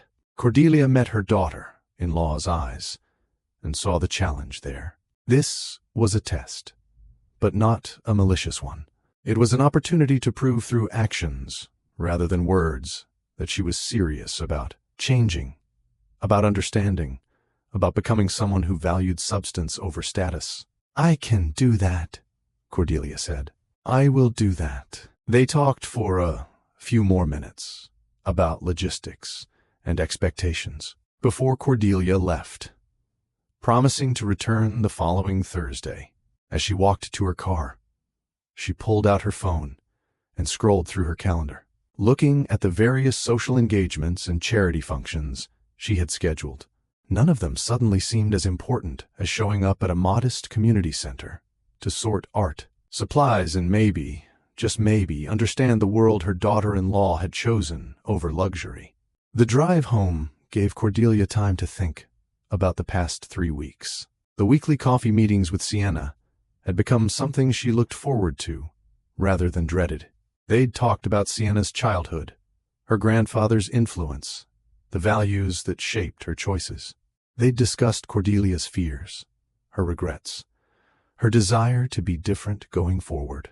But the conversations, as valuable as they were, remained somewhat abstract. Talking about change was one thing, actually demonstrating it through actions was entirely different. Volunteering at the community center would force Cordelia out of her comfort zone in ways that terrified. She found Vivian excited her waiting in the sitting room. Equal measure, a knowing expression on her face. She found Vivian waiting in the sitting room. Vivian asked, "How did it go?" "I committed to volunteering at Sienna's community center," Cordelia said, still processing the decision herself. "One afternoon, a week, for 3 months. Starting next Thursday." Vivian's eyebrows shot up. "You? Volunteering? Not writing a check and attending a gala, but actually doing manual labor." "Don't sound so shocked," Cordelia said, but there was no heat in it. Her sister's surprise was entirely justified. "Sienna's right. If I want to understand her work, to support it genuinely, rather than superficially, I need to actually engage with it. I need to see what she sees, understand why it matters so much to her." "This is really happening," Vivian said wonderingly. "You're actually changing. I didn't think, I hoped, but I wasn't sure you could really do it." "Neither was I," Cordelia admitted, sinking into a chair. "Every time I meet with Sienna, every time we talk honestly about my behavior and her hurt, the work required to rebuild trust, part of me wants to retreat back into my old certainties. It was so much easier when I could just judge people and feel superior, when I could measure worth in bank accounts and bloodlines and not have to grapple with uncomfortable truths about my own shallowness." "But you're not retreating," Vivian observed. "No," Cordelia agreed. "I'm not. Because I've seen the alternative now. I've seen what genuine love and connection look like between Sienna and Devon.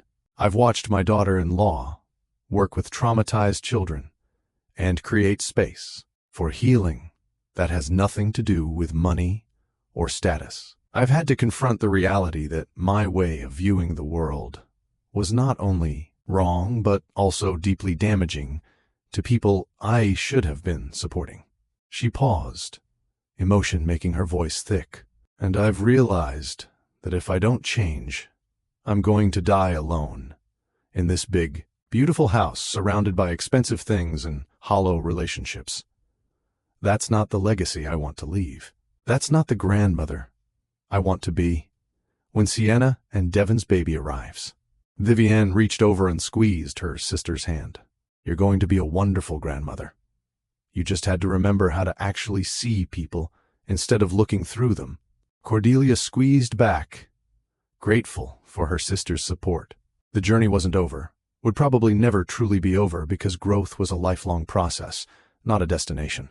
But for the first time in years, maybe decades, she felt like she was moving in the right direction. Her phone buzzed with a text message. "It was from Devon, Mom. Sienna told me about your offer to volunteer at the community center. I'm proud of you, genuinely proud. See you Sunday for dinner." Cordelia's eyes welled up. When was the last time her son had said he was proud of her? When had she last done something that deserved his pride rather than his disappointment? She typed back, "Sunday works perfectly. I'll bring dessert." As she set down her phone, Cordelia thought about the months ahead. Volunteering at the community center, continuing weekly coffee meetings with Sienna, building genuine relationships based on honesty rather than performance, preparing to be a grandmother to a child who would grow up learning that people's worth had nothing to do with their bank accounts. It was daunting. It was uncomfortable. It required letting go of assumptions and identities she'd held for so long. They felt like parts of herself. But it was also the most honest and meaningful work she'd done in years, maybe ever. And as autumn deepened into winter, as Sienna's pregnancy progressed and the baby's arrival drew closer, Cordelia discovered something she'd stopped believing existed: the possibility of genuine transformation. Not the dramatic, overnight kind that made for good stories, but the slow, painful, daily choice to be better than she'd been the day before. It wasn't easy. There were setbacks and moments when old judgments tried to reassert themselves. But each time Cordelia felt the pull of her previous worldview, she remembered Trinity's paintings. The girl's fierce hug, the way Sienna created space for healing through simple presence and acceptance.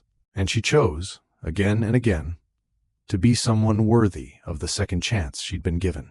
Someone who valued people for who they were, rather than what they had. Someone who could look her grandchild in the eye one day and honestly say, she learned to measure worth in kindness, integrity, and the courage to change. That was the real fortune she was beginning to understand. Not the money in bank accounts or the status among peers, but the richness that came from genuine connection, from doing work that mattered, from loving and being loved for who you really were beneath all the performance and pretense. It had taken a secret billionaire calling her out in front of her friends to finally see it. But better late than never. And with time, consistency, and genuine effort, maybe she could become the person she'd always had the potential to be, but had been too afraid to attempt. The journey was just beginning, but for the first time in a long time, Cordelia Harrington felt like she was finally heading somewhere worth going. Real talk. Do you believe in second chances? Have you ever watched someone genuinely transform from judgmental to compassionate? Or do people usually just revert to their old ways once the pressure's off? I'm curious what you think about Cordelia's transformation, because we're about to jump forward to when the baby arrives, and that's when her commitment will be truly tested. If you want to see whether she stays changed or falls back into old patterns when the stakes get even higher, you absolutely need to subscribe right now. Hit that notification bell too, because the next chapters are going to show us the real test of whether Cordelia's growth was genuine or just temporary performance. Drop your predictions in the comments. Smash that like button, and I'll see you in the next chapter where baby Mateo makes his grand entrance and everything gets even more intense. Cordelia's hands were covered in purple paint. Not delicate dabbing, not the kind of artistic mess that looked good in photographs, but genuine, sticky, up-to-the-elbows purple. Paint that had somehow gotten in her hair and on her designer watch, and was currently dripping onto her $1,000 shoes. Ms. Cordelia, you're doing it wrong. A 6-year-old boy named Marcus stood beside her, hands on his hips, his tone carrying the absolute certainty only children possess. You gotta mix it like this. See? Swirly, not choppy. He demonstrated with his own paint-covered hands, creating smooth circular motions in the communal paint tray that somehow produced a richer, more even purple than Cordelia's frantic stirring had managed. You're absolutely right, Cordelia said, adjusting her technique. Thank you for teaching me. Marcus beamed, gap-toothed and proud, before running back to his own canvas, where he was creating something that looked like either a sunset or an explosion. With Marcus, it was hard to tell, and Cordelia had learned over the past 6 weeks not to make assumptions. Art was whatever the child said it was, and her job was to support their vision, not impose her own ideas of what things should look like. This was her 7th Thursday afternoon at the community center, and the transformation in her own attitude would have shocked anyone from her social circle who could see her now. Gone was the perfectly coiffed woman in designer suits. In her place stood someone in old jeans and a paint-stained shirt, her hair pulled back in a messy ponytail, her expensive jewelry left at home because she'd learned the hard way that kids didn't care about status symbols and glue didn't discriminate between costume jewelry and the real thing. Regina walked past the art room and did a double take, then smiled. "You're a natural," she called out. "Marcus doesn't usually let adults help with his projects. He's teaching me about proper paint mixing," Cordelia called back. "Turns out I've been doing it wrong for 7 weeks." The easy humor in her voice, the lack of defensiveness or embarrassment about being corrected by a 6-year-old, marked how far she'd come. The old Cordelia would have been mortified at the suggestion she was doing anything wrong. This version understood that expertise came in many forms, and sometimes the best teachers were children who saw the world with clarity adults had forgotten. Sienna appeared in the doorway, her pregnancy now impossible to miss at 7.5 months. She moved carefully, one hand on her lower back, but her face lit up when she saw Cordelia covered in paint and genuinely engaging with Marcus. "How's it going in here?" Sienna asked. "Marcus is a demanding instructor," Cordelia said, grinning. "But I'm learning. Did you need me for something else?" "Actually, yes. Trinity's foster mother just called. She's running late to pick Trinity up. Would you mind sitting with her in the reading corner until her mom arrives? She knows you now, and she's comfortable with you." The request made Cordelia's chest tighten with something that felt suspiciously like pride. 6 weeks ago, Trinity wouldn't make eye contact with her. 3 weeks ago, the child had offered her a crayon during a group activity. Last week, Trinity had voluntarily shown Cordelia a drawing she'd made, and now Sienna trusted her enough to leave Trinity in her care, even briefly. "I'd be honored," Cordelia said, washing the purple paint off her hands at the industrial sink. She found Trinity curled up in the reading corner, a picture book open on her lap, but her attention fixed on the window where rain had started falling. The 7-year-old looked small and vulnerable, and Cordelia felt a fierce protectiveness surge through her. "Hey, Trinity," Cordelia said softly, approaching slowly so she wouldn't startle the child. "Your mom's running a little late. Mind if I keep you company while we wait?" Trinity looked up, considered for a moment, then nodded and scooted over to make room on the beanbag chair. Cordelia settled beside her, careful not to crowd the child's space, and waited to see if Trinity wanted to talk or preferred silence. For several minutes, they just sat together, watching the rain streak down the windows. Then Trinity spoke, her voice barely above a whisper. "Do you think it's okay to be scared sometimes?" The question hit Cordelia hard. This child who'd witnessed violence, who'd been through more trauma than most adults experienced in a lifetime, was asking if her fear was acceptable. The weight of that, the heartbreak of it, made Cordelia's throat tight. "I think," Cordelia said carefully, "that being scared is one of the most normal things in the world. Everyone gets scared sometimes. The question is what we do with that fear. Do we let it control us, or do we feel it and then decide to be brave anyway?" Trinity processed this. "Miss Sienna says brave doesn't mean not being scared. It means being scared and doing the thing anyway." "Miss Sienna is very wise," Cordelia agreed. "And I think you're one of the bravest people I've ever met." The child's eyes widened. "Really? Really? You come here every week, even though talking about hard things is scary. You try new activities, even when you're not sure how they'll go. You let people help you, even though trusting people is frightening after what you've been through. That's not just brave. That's incredibly brave." Trinity was quiet for another moment, then did something that made Cordelia's eyes burn with tears. She leaned against Cordelia's side, just slightly, testing whether the contact would be accepted or rejected.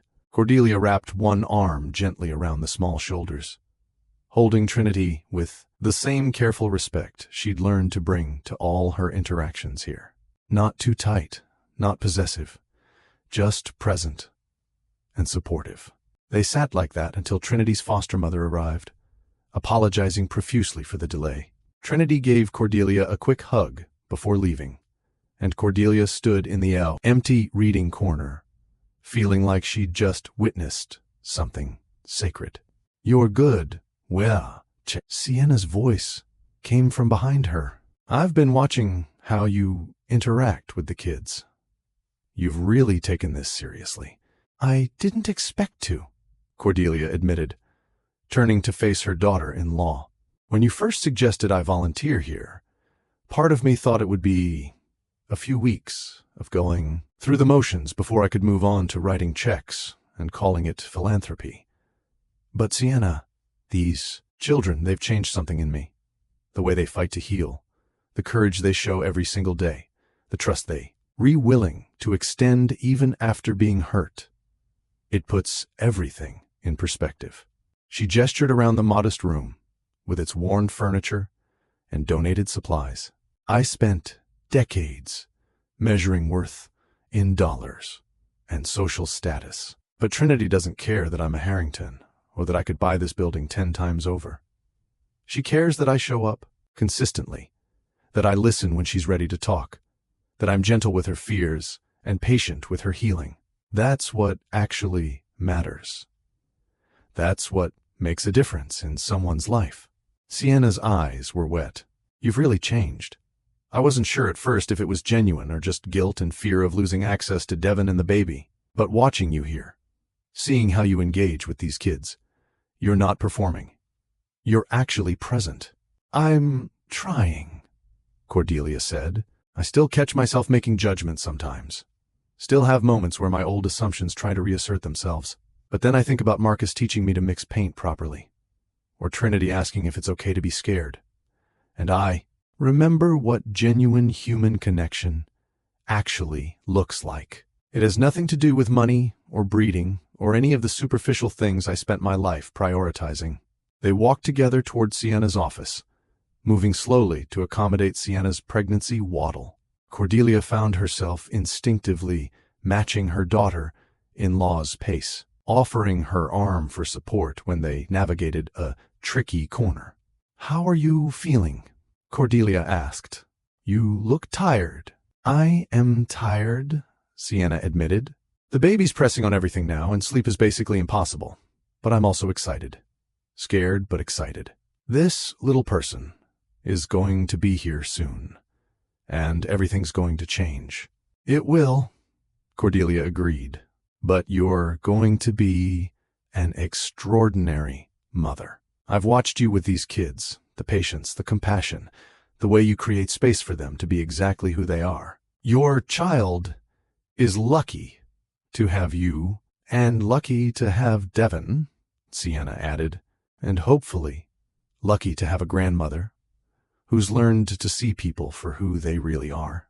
The statement hung between them, both acknowledgement of progress and gentle reminder that Cordelia's redemption was an ongoing process, not a completed journey. "I want to be that grandmother," Cordelia said. "Not the cold, judgmental woman I was 2 months ago, but someone this child can trust, someone who teaches them about kindness and empathy and valuing substance over status, someone who shows them that people can change and grow and become better versions of themselves." "Then keep doing what you're doing," Sienna said. "Keep showing up here. Keep learning from these kids.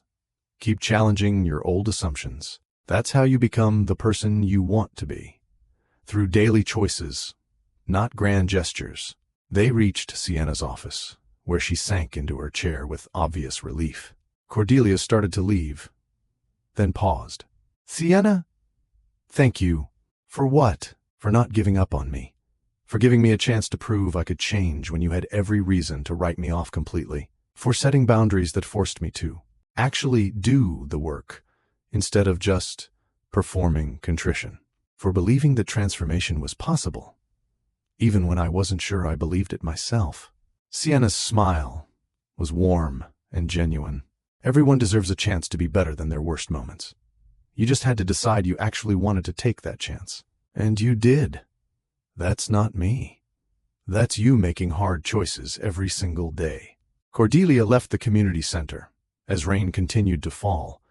But unlike the night of the disastrous dinner party, this rain felt cleansing rather than accusatory.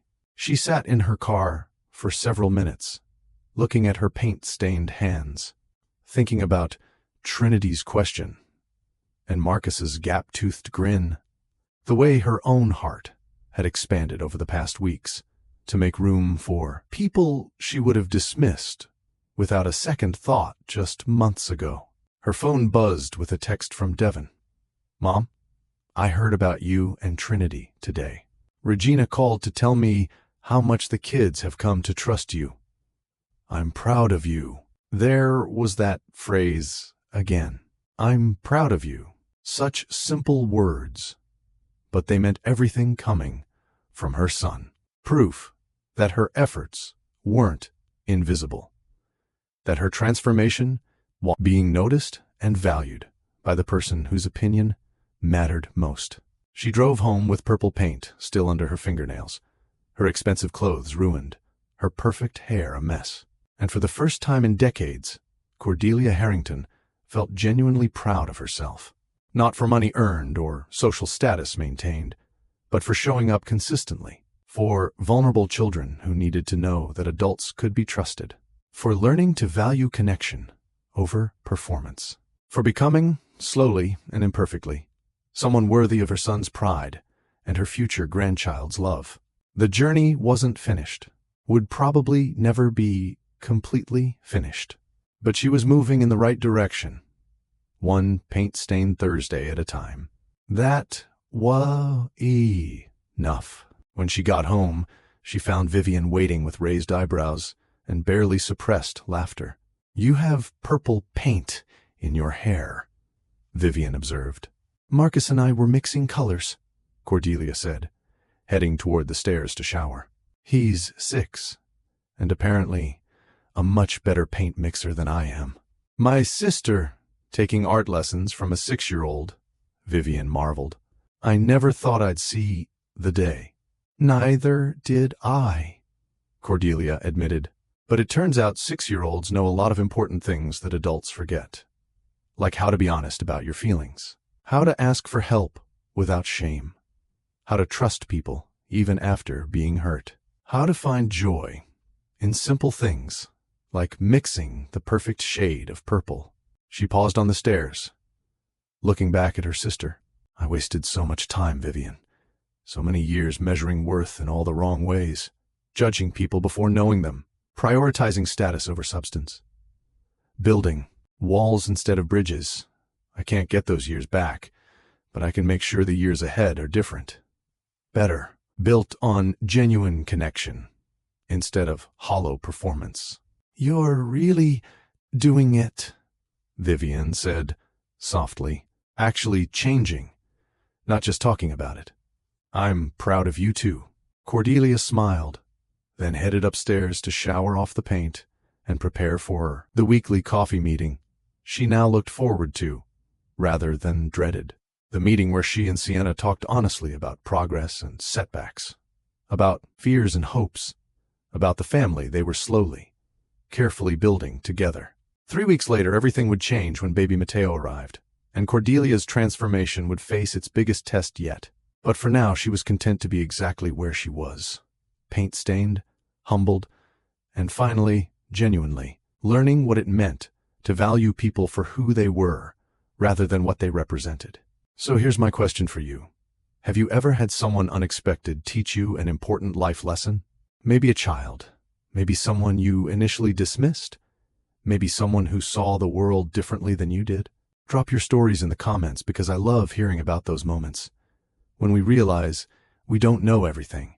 And if you want to see what happens when baby Mateo arrives and puts all of Cordelia's growth to the ultimate test, you better subscribe right now and hit that notification bell. Trust me, Chapter 7 is going to show us whether her transformation can survive the pressure of actually becoming a grandmother, and you don't want to miss it. The phone rang at 3:47 in the morning, pulling Cordelia from restless sleep into immediate alertness. Years of being a mother had trained her to respond instantly to late-night calls, and her heart hammered as she grabbed the phone from her nightstand. "Mom!" Devon's voice was breathless, excited, terrified.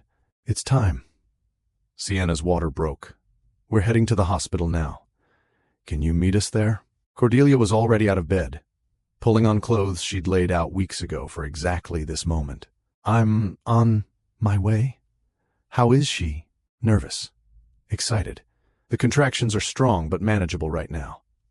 "Mom, we're about to have a baby." The wonder in his voice, the absolute joy mixed with fear, made Cordelia's throat tight. "You're going to be an amazing father. I'll be there in 20 minutes. She made it in 15, breaking several traffic laws, but not caring. The hospital parking lot was nearly empty at this hour, her footsteps echoing as she rushed toward the maternity ward. The halls were quiet except for the distant beeping of monitors and hushed voices of night shift nurses going about their work. Devon met her in the waiting area, his hair disheveled, his shirt buttoned wrong, his face a mask of barely contained anxiety. "She's in room 304. They're checking her now to see how far along she is." "Mom, I'm terrified. What if something goes wrong? What if I mess this up? What if—" Cordelia grabbed his shoulders, making him look at her. "Listen to me. You're going to be fine. Sienna's strong and healthy. The doctors are excellent, and you have every tool you need to be an incredible father, because you love that woman and that baby with everything you have. That's what matters." He pulled her into a tight hug, and for a moment, he was 5 years old again, scared of thunderstorms and needing his mother to tell him everything would be okay. Except now he was about to become a father himself, and the circle was completing in a way that made Cordelia's eyes burn with tears. "Can I see her?" Cordelia asked. "Or should I wait out here?" "She asked for you," Devon said, and the surprise in his voice suggested he hadn't expected that either.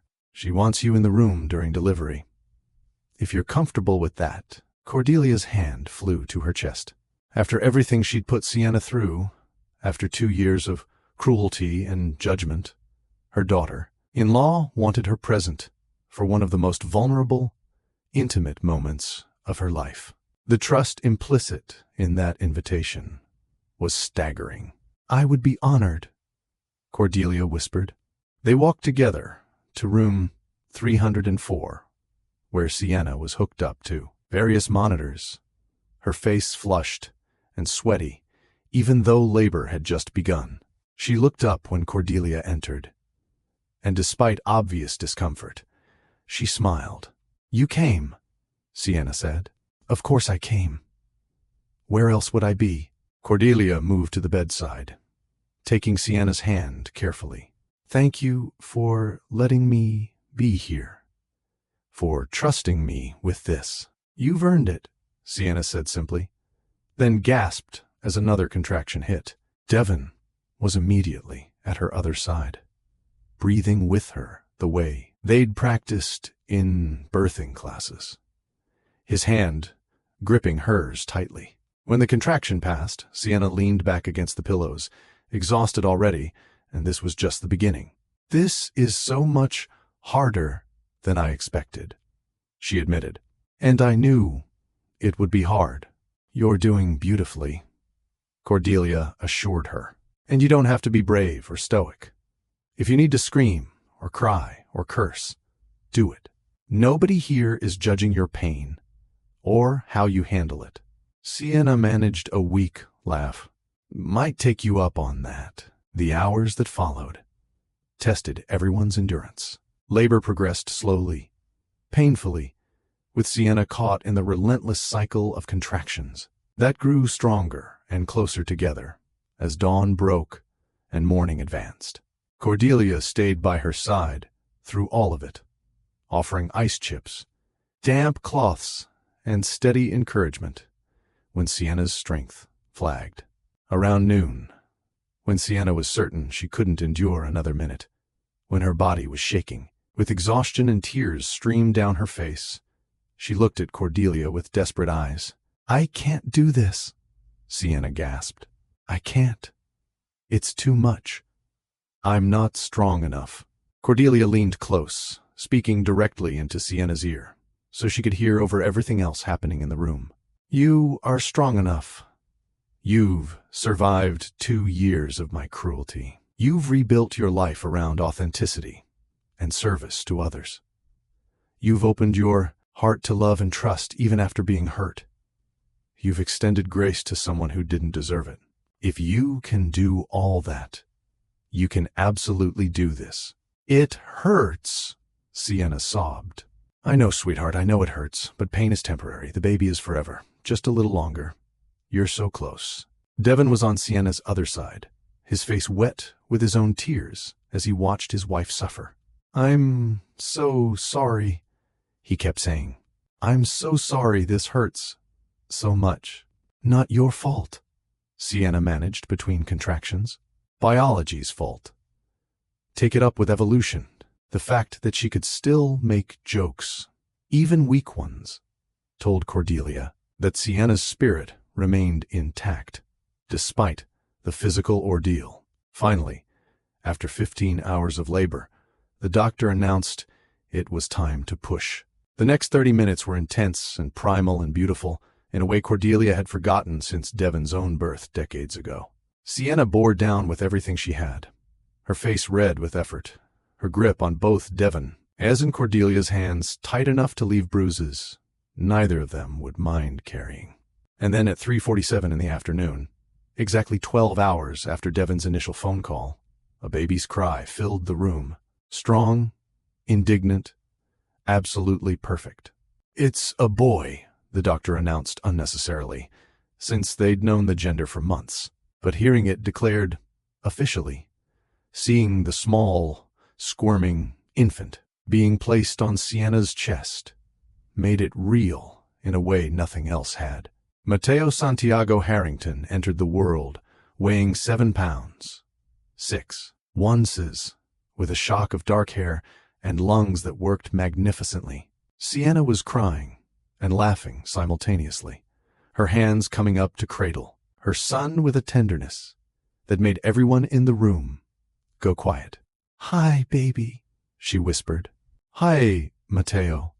We've been waiting for you." Devon was openly sobbing, one hand on his wife's shoulder, and the other gently touching his son's tiny head. "He's perfect, Sienna. He's absolutely perfect." Cordelia stood slightly back, giving the new parents their moment, while her own tears fell unchecked. The baby she'd once accused Sienna of using as a trap, the pregnancy she'd called convenient with such ugly implications, had resulted in this miraculous, innocent child who already had both parents wrapped completely around his tiny fingers. After the immediate chaos settled, after Mateo had been weighed and measured and declared healthy, after Sienna had been checked and declared exhausted but fine, the new family settled into a quieter rhythm.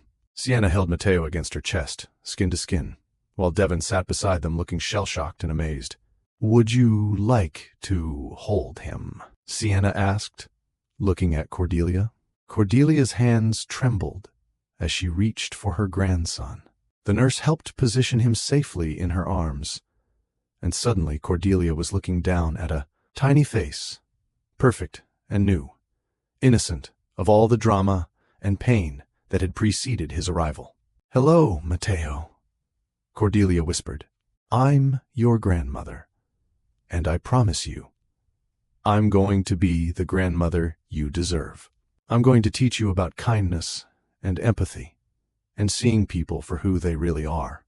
I'm going to make sure you grow up knowing that worth has nothing to do with money or status. I'm going to love you unconditionally and support whatever person you choose to become."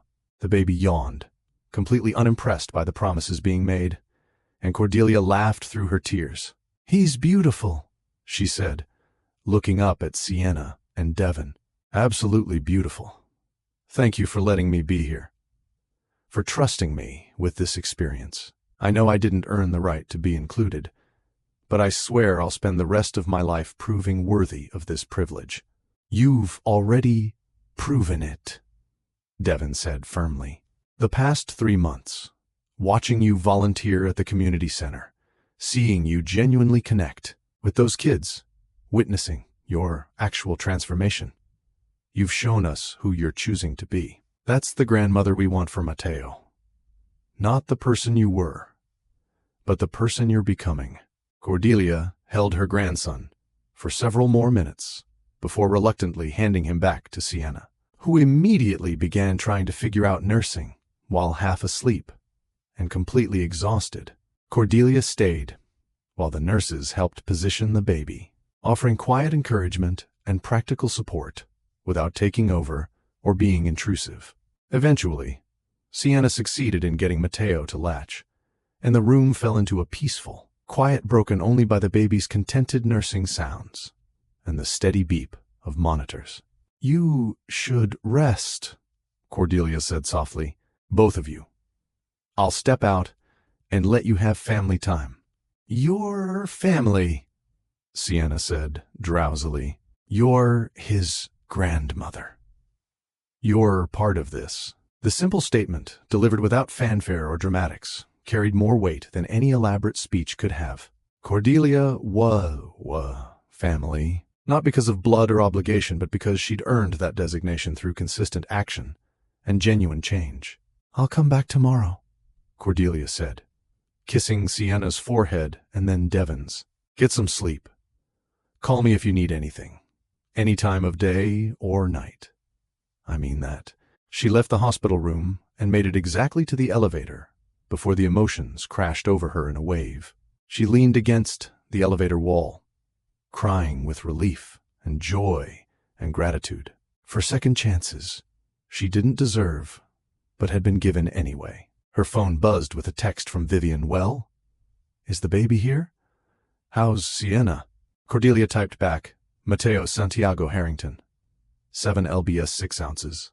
Both mother and baby healthy. I got to be in the delivery room. Vivian, I held him. I held my grandson and promised him I'd be better, that I'd teach him what really matters, that I'd love him unconditionally, and I meant every word." The response came quickly. "I'm so happy for you. You've worked hard for this. Now the real test begins, proving you can maintain this transformation as Mateo grows up and watches how you treat people." Cordelia knew her sister was right. Having a baby to make promises to was one thing. Following through on those promises over years of daily choices was entirely different. But as she drove home through afternoon traffic, she felt more certain than ever that she could do it, because she'd already proven she could change. Had spent 3 months volunteering at a community center where paint-stained clothes and genuine connection mattered, more than designer labels and social status. Had learned from children like Trinity and Marcus that courage came in many forms and wisdom wasn't limited by age. Had built a genuine relationship with Sienna based on honesty and mutual respect rather than performance and judgment. She could do this, would do this, for Mateo, yes, but also for herself, because the woman she was becoming was so much better than the woman she'd been, and she never wanted to go back to measuring worth in dollars and breeding instead of character and kindness. At home, she immediately began making calls to friends who'd been asking about the baby, to Vivian with full details, to the community center to let Regina know she'd be missing next Thursday's volunteer session, but would return the following week. That last call was important. She'd made a commitment to those children, and 1 week's absence for her grandson's birth was acceptable, but she wouldn't use Mateo as an excuse to abandon work that mattered. That evening, as Cordelia sat alone in her large house, she thought about the journey that had brought her to this moment. From the disastrous dinner party, where she'd called Sienna a gold digger, to the shocking revelation of Sienna's billions, to the humble coffee meetings and community center volunteering that had slowly transformed her understanding of what actually mattered in life. She'd almost destroyed everything, had come within inches of driving away her son and losing access to her grandchild before he was even born. But she'd been given a second chance, and she'd taken it. Had done the uncomfortable work of examining her prejudices and assumptions. Had forced herself into situations that challenged her worldview. Had learned to value substance over status. And now she had a grandson, a tiny, perfect human, who would grow up watching how adults treated each other and learning what behavior was acceptable and what wasn't. Matteo would be her accountability, her reminder of why change mattered, her motivation to keep choosing better every single day. She pulled out her phone and looked at the photo Devin had texted. Sienna, exhausted, but glowing, Matteo swaddled and sleeping, Devin's arm around both of them. A family, her family, built not on money or social position, but on genuine love and the hard work of forgiveness and growth. Tomorrow, she'd go back to the hospital, would help however she could, without being intrusive, would continue building trust through consistent, supportive action. And in the weeks and months ahead, she'd prove that her transformation wasn't temporary, wasn't just guilt-driven performance, but genuine change that would last. Because that baby deserved a grandmother who valued people for who they were, who taught through example that kindness mattered more than status, who showed him that people could change and grow and become better versions of themselves. And Cordelia was determined to be exactly that grandmother, one day at a time, one choice at a time, for the rest of her life. What do you think? Can Cordelia maintain this transformation now that the baby's actually here? Will the pressure of grandmotherhood reveal old patterns, or has she genuinely changed? I want to hear your predictions, because Chapter 8 is going to jump forward and show us how Cordelia handles real-world grandparenting, not just the emotional high of a birth. Hit that subscribe button and drop your thoughts in the comments, because things are about to get even more interesting when Cordelia's transformation faces everyday tests, not just dramatic moments. Matteo was crying, not the gentle fussing of a baby who needed a diaper change or the hungry cry that signaled feeding time, but the full-throated, inconsolable wailing that suggested something was genuinely wrong and nobody could figure out what. Cordelia stood in Sienna and Devin's living room at 2 a.m, gently bouncing her 6-week-old grandson while his exhausted parents stumbled around trying to remember what day it was, let alone how to soothe their screaming child. "We've tried everything," Sienna said, her voice breaking. She'd been crying earlier, overwhelmed and sleep-deprived, and convinced she was failing at motherhood because she couldn't decode what her baby needed. He's fed. He's changed. He's not too hot or too cold. I don't know what's wrong with him. Nothing's wrong with him, Cordelia said calmly, continuing the rhythmic bouncing that sometimes helped. He's 6 weeks old. Sometimes babies cry because they're processing their new world and don't know how else to express feeling overwhelmed. You're not failing. You're doing everything right. Devin collapsed onto the couch, his head in his hands. We haven't slept more than 2 hours, at a stretch in 6 weeks. I'm starting to hallucinate. Yesterday, I put orange juice in my coffee. This morning, I tried to leave for work in my pajamas. Despite the chaos and exhaustion, Cordelia felt a fierce sense of purpose. When Sienna had called at midnight, desperate and crying, and asking if Cordelia could come over because they were at the end of their rope, Cordelia had been in her car within 5 minutes. No hesitation, no complaints about the late hour, just immediate response because her family needed her. "Both of you go to bed," Cordelia said firmly. "Right now. I'll stay with Matteo. Even if he cries the whole time, you need sleep. Actual sleep. I'll wake you if there's an emergency, but otherwise I've got this." "We can't ask you to do that," Sienna protested weakly, but her body was already swaying with exhaustion. "You didn't ask. I'm telling you. Go. Sleep. Let Grandma handle this." The word grandma still felt new on her tongue, but it was starting to fit, starting to feel like an identity she'd earned rather than one she was performing. Devon and Sienna exchanged glances, then practically ran toward their bedroom before Cordelia could change her mind. The door closed behind them, and Cordelia was alone, with her still screaming grandson. "All right, Mateo," she said softly, walking toward the rocking chair by the window. "Just you and me now. Let's figure out what's bothering you." She'd read somewhere that sometimes babies just needed to cry, that it was their way of processing stimulation and adjusting to life outside the womb. So she settled into the rocking chair, held Mateo securely against her chest, and let him cry while she rocked and hummed and provided steady, calm presence. Gradually, over the next 45 minutes, his cries began to quiet. Not because she'd fixed anything, but simply because he'd exhausted himself and found comfort in the rhythmic rocking and the steady heartbeat beneath his ear. His small body relaxed, his breathing evened out, and finally, blessedly, he fell asleep. Cordelia didn't move, didn't risk putting him down in his crib where he might wake. She just held him, rocking gently, watching his tiny face peaceful in sleep, marveling at the perfection of his miniature features. This was what mattered. This, right here. Not the expensive house, or the designer clothes, or the social status she'd spent decades maintaining. But this, being present at 2 a.m.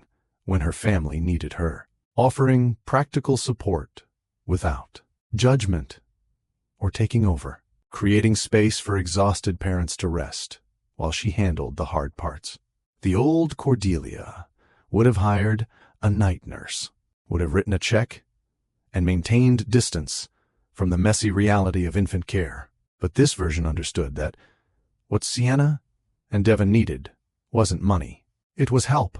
Real, hands-on, showing up in the middle of the night help that said, "I'm here, and you're not alone in this." She must have dozed off at some point, because the next thing she knew, early morning light was filtering through the windows, and Sienna was standing in the doorway, looking confused. "You stayed all night?" Sienna asked quietly, careful not to wake the baby. "You both needed sleep," Cordelia said simply. "And I needed to be useful. Fair trade." Sienna's eyes filled with tears. "Thank you. I was falling apart yesterday. Started thinking maybe I wasn't cut out for this. Maybe I'd made a mistake. Maybe I was too selfish working at the community center when I should be home full time. Just complete exhaustion, spiraling into panic." "You're an extraordinary mother," Cordelia said firmly. "But you're also human. Sleep deprivation makes everything feel impossible. You're doing nothing wrong. Mateo is healthy and loved and thriving. You're allowed to feel overwhelmed sometimes. That doesn't make you a failure. Makes you normal. The old you would have judged me for not handling this perfectly," Sienna observed. "The old me was an idiot," Cordelia said bluntly, "who measured worth in impossible standards and performance rather than effort and humanity. This version understands that being a good mother doesn't mean being perfect. It means showing up, doing your best, asking for help when you need it, and loving your child unconditionally. All of which you're doing beautifully." Mateo stirred slightly, making the little grunting sounds that preceded waking. Cordelia stood carefully and handed him to Sienna, who settled into the rocking chair to nurse him. "Coffee?" Cordelia offered. "God, yes, please." Cordelia made her way to the kitchen, where she found Devon already up, staring at the coffee maker like he'd forgotten how it worked. "I've got it," Cordelia said gently, taking over. "You sit, drink. Try to remember you're a functional adult." Devon laughed weakly. "Functional is generous. I'm barely conscious. Mom, thank you for staying last night. We were completely falling apart." "That's what family does," Cordelia said, measuring coffee grounds. "We show up for each other, especially during the hard parts, especially when things feel impossible." That's when support matters most. She made coffee for all three of them, then scrambled some eggs and toasted bread, because exhausted parents needed food, even if they didn't realize they were hungry. When Sienna emerged with a fed and content Matteo, Cordelia had breakfast waiting. "You don't have to do all this," Sienna said, but she was already sitting down and accepting the plate gratefully. "I know I don't have to. I want to. There's a difference." They ate together in comfortable silence, the kind that only happens between people who've moved past performance into genuine connection. Matteo dozed in his bouncer, finally peaceful after his rough night, and the house felt calm, despite the chaos that had reigned hours earlier. "I have to ask you something," Sienna said eventually, "and I need you to be completely honest." Cordelia set down her coffee cup. "Okay, do you ever resent us? Resent me, specifically, for disrupting your life? For forcing you to change? For exposing your prejudices in front of everyone? I know you've been working hard to transform, but do you ever wish things could go back to how they were before I came along?" The question was vulnerable and brave, and it deserved an equally honest answer. "No," Cordelia said, without hesitation. "Not even for a second. Sienna, you didn't disrupt my life. You saved it. I was miserable before you forced me to look at who I'd become. I was surrounded by people who didn't actually know or care about me, measuring worth in superficial things, performing for audiences who dropped me the second I showed vulnerability or imperfection. That's not a life. That's an extended performance with no substance underneath." She leaned forward, making sure Sienna could see the sincerity in her eyes. "You gave me the opportunity to become someone better. Someone I actually like when I look in the mirror. Someone my son is proud of, and my grandson will hopefully admire. Someone who values genuine connection over social status. I will never resent you for that gift, even though the process of earning it was painful and humbling and forced me to confront ugly truths about myself." Sienna wiped tears from her cheeks. "I needed to hear that, because sometimes I worry that we've forced you into this transformation, and it's not really what you want. Nobody can force genuine change," Cordelia said. "I had to want it, had to choose it every single day, and I did choose it. Not because I was backed into a corner, but because I finally understood that the life I was living wasn't worth preserving. Better to burn it down and rebuild something real than maintain a hollow performance forever." Devin had been quiet during this exchange, but now he spoke up. "Mom, can I ask you something too? Anything. What's the biggest thing you've learned through all this? Through being humiliated at that dinner party? Through volunteering at the community center? Through becoming a grandmother?" Cordelia thought about it carefully, wanting to give an answer that captured the full complexity of her transformation. "I've learned that worth is earned through action, not inherited through birth or accumulated through money. I've learned that courage comes in many forms, like Trinity trusting people despite being hurt, or Sienna choosing vulnerability despite risking rejection, or you standing up to me when I was cruel to your wife. I've learned that transformation is possible at any age if you're willing to do uncomfortable work and face ugly truths about yourself. But mostly, I've learned that genuine connection, the kind built on mutual respect, authentic showing up for each other, is the only thing that actually matters in life. Everything else is just noise." She gestured around their modest home with its baby paraphernalia and lived in comfort. "This right here, this messy, exhausting, beautiful reality, a family that's built on love rather than obligation. This is what I should have been prioritizing all along. Not the social calendar or the status games or the constant performance for people who didn't genuinely care about me. Just this, showing up at 2 a.m. because you needed help, holding my grandson while he cries, making breakfast for exhausted parents, being present in ways that actually matter." The room fell silent except for Matteo's contented baby sounds and the morning birds singing outside. Cordelia felt peace in a way she never had before. Not the artificial calm of having everything under control, but the real peace that came from knowing she was exactly where she needed to be, doing exactly what mattered. Her phone buzzed with a text from Regina at the community center. "Trinity asked about you yesterday. Wanted to know when you'd be back. She's painting a picture for you." Cordelia smiled and showed Sienna the message. "I told Regina I'd return to volunteering next week. Is that okay? I don't want to abandon you when you still need help." "More than okay," Sienna said. "Those kids need you, too. And honestly, watching you commit to them even with everything happening with Mateo, that shows me your transformation is real. You're not just performing for us. You've genuinely changed your priorities." "They changed me," Cordelia said simply. "Trinity and Marcus and all the other children who've taught me more about courage and resilience and authentic humanity than I learned in 62 years of living in social circles that valued none of those things." She stood and began clearing the breakfast dishes, moving comfortably in their kitchen like she belonged there, because she did. She'd earned belonging through consistent action and genuine transformation, not through demands or obligations. "What are your plans for today?" Devin asked his mother. "I thought I'd stay for a few more hours. Let you both nap again if you want. Then I have some errands to run before volunteering at the community center. Afternoon.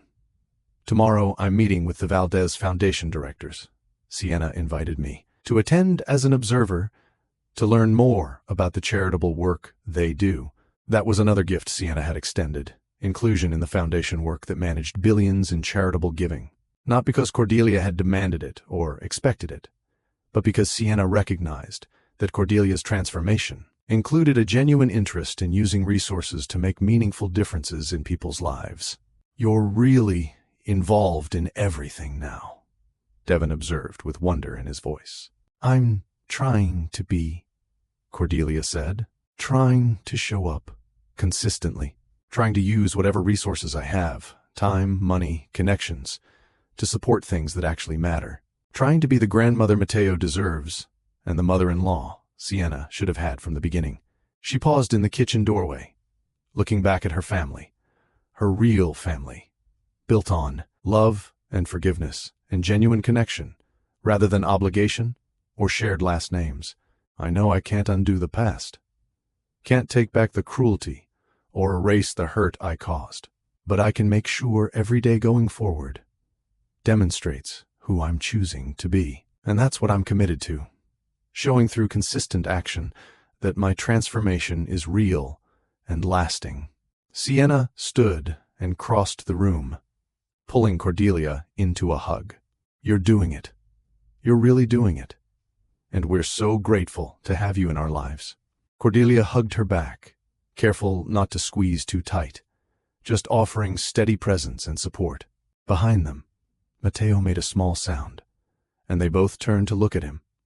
This tiny human who'd become the living embodiment of second chances and new beginnings. "Thank you," Cordelia whispered, "for giving me the chance to be part of this, for believing I could change, for trusting me with your family." "Thank you for actually changing," Sienna replied, "for doing the work, for showing up, for becoming the person we all needed you to be." They stood together in the morning light, 3 generations of a family that had almost destroyed itself through judgment and prejudice, but had instead found a path toward healing through honesty, vulnerability, and the hard work of genuine transformation.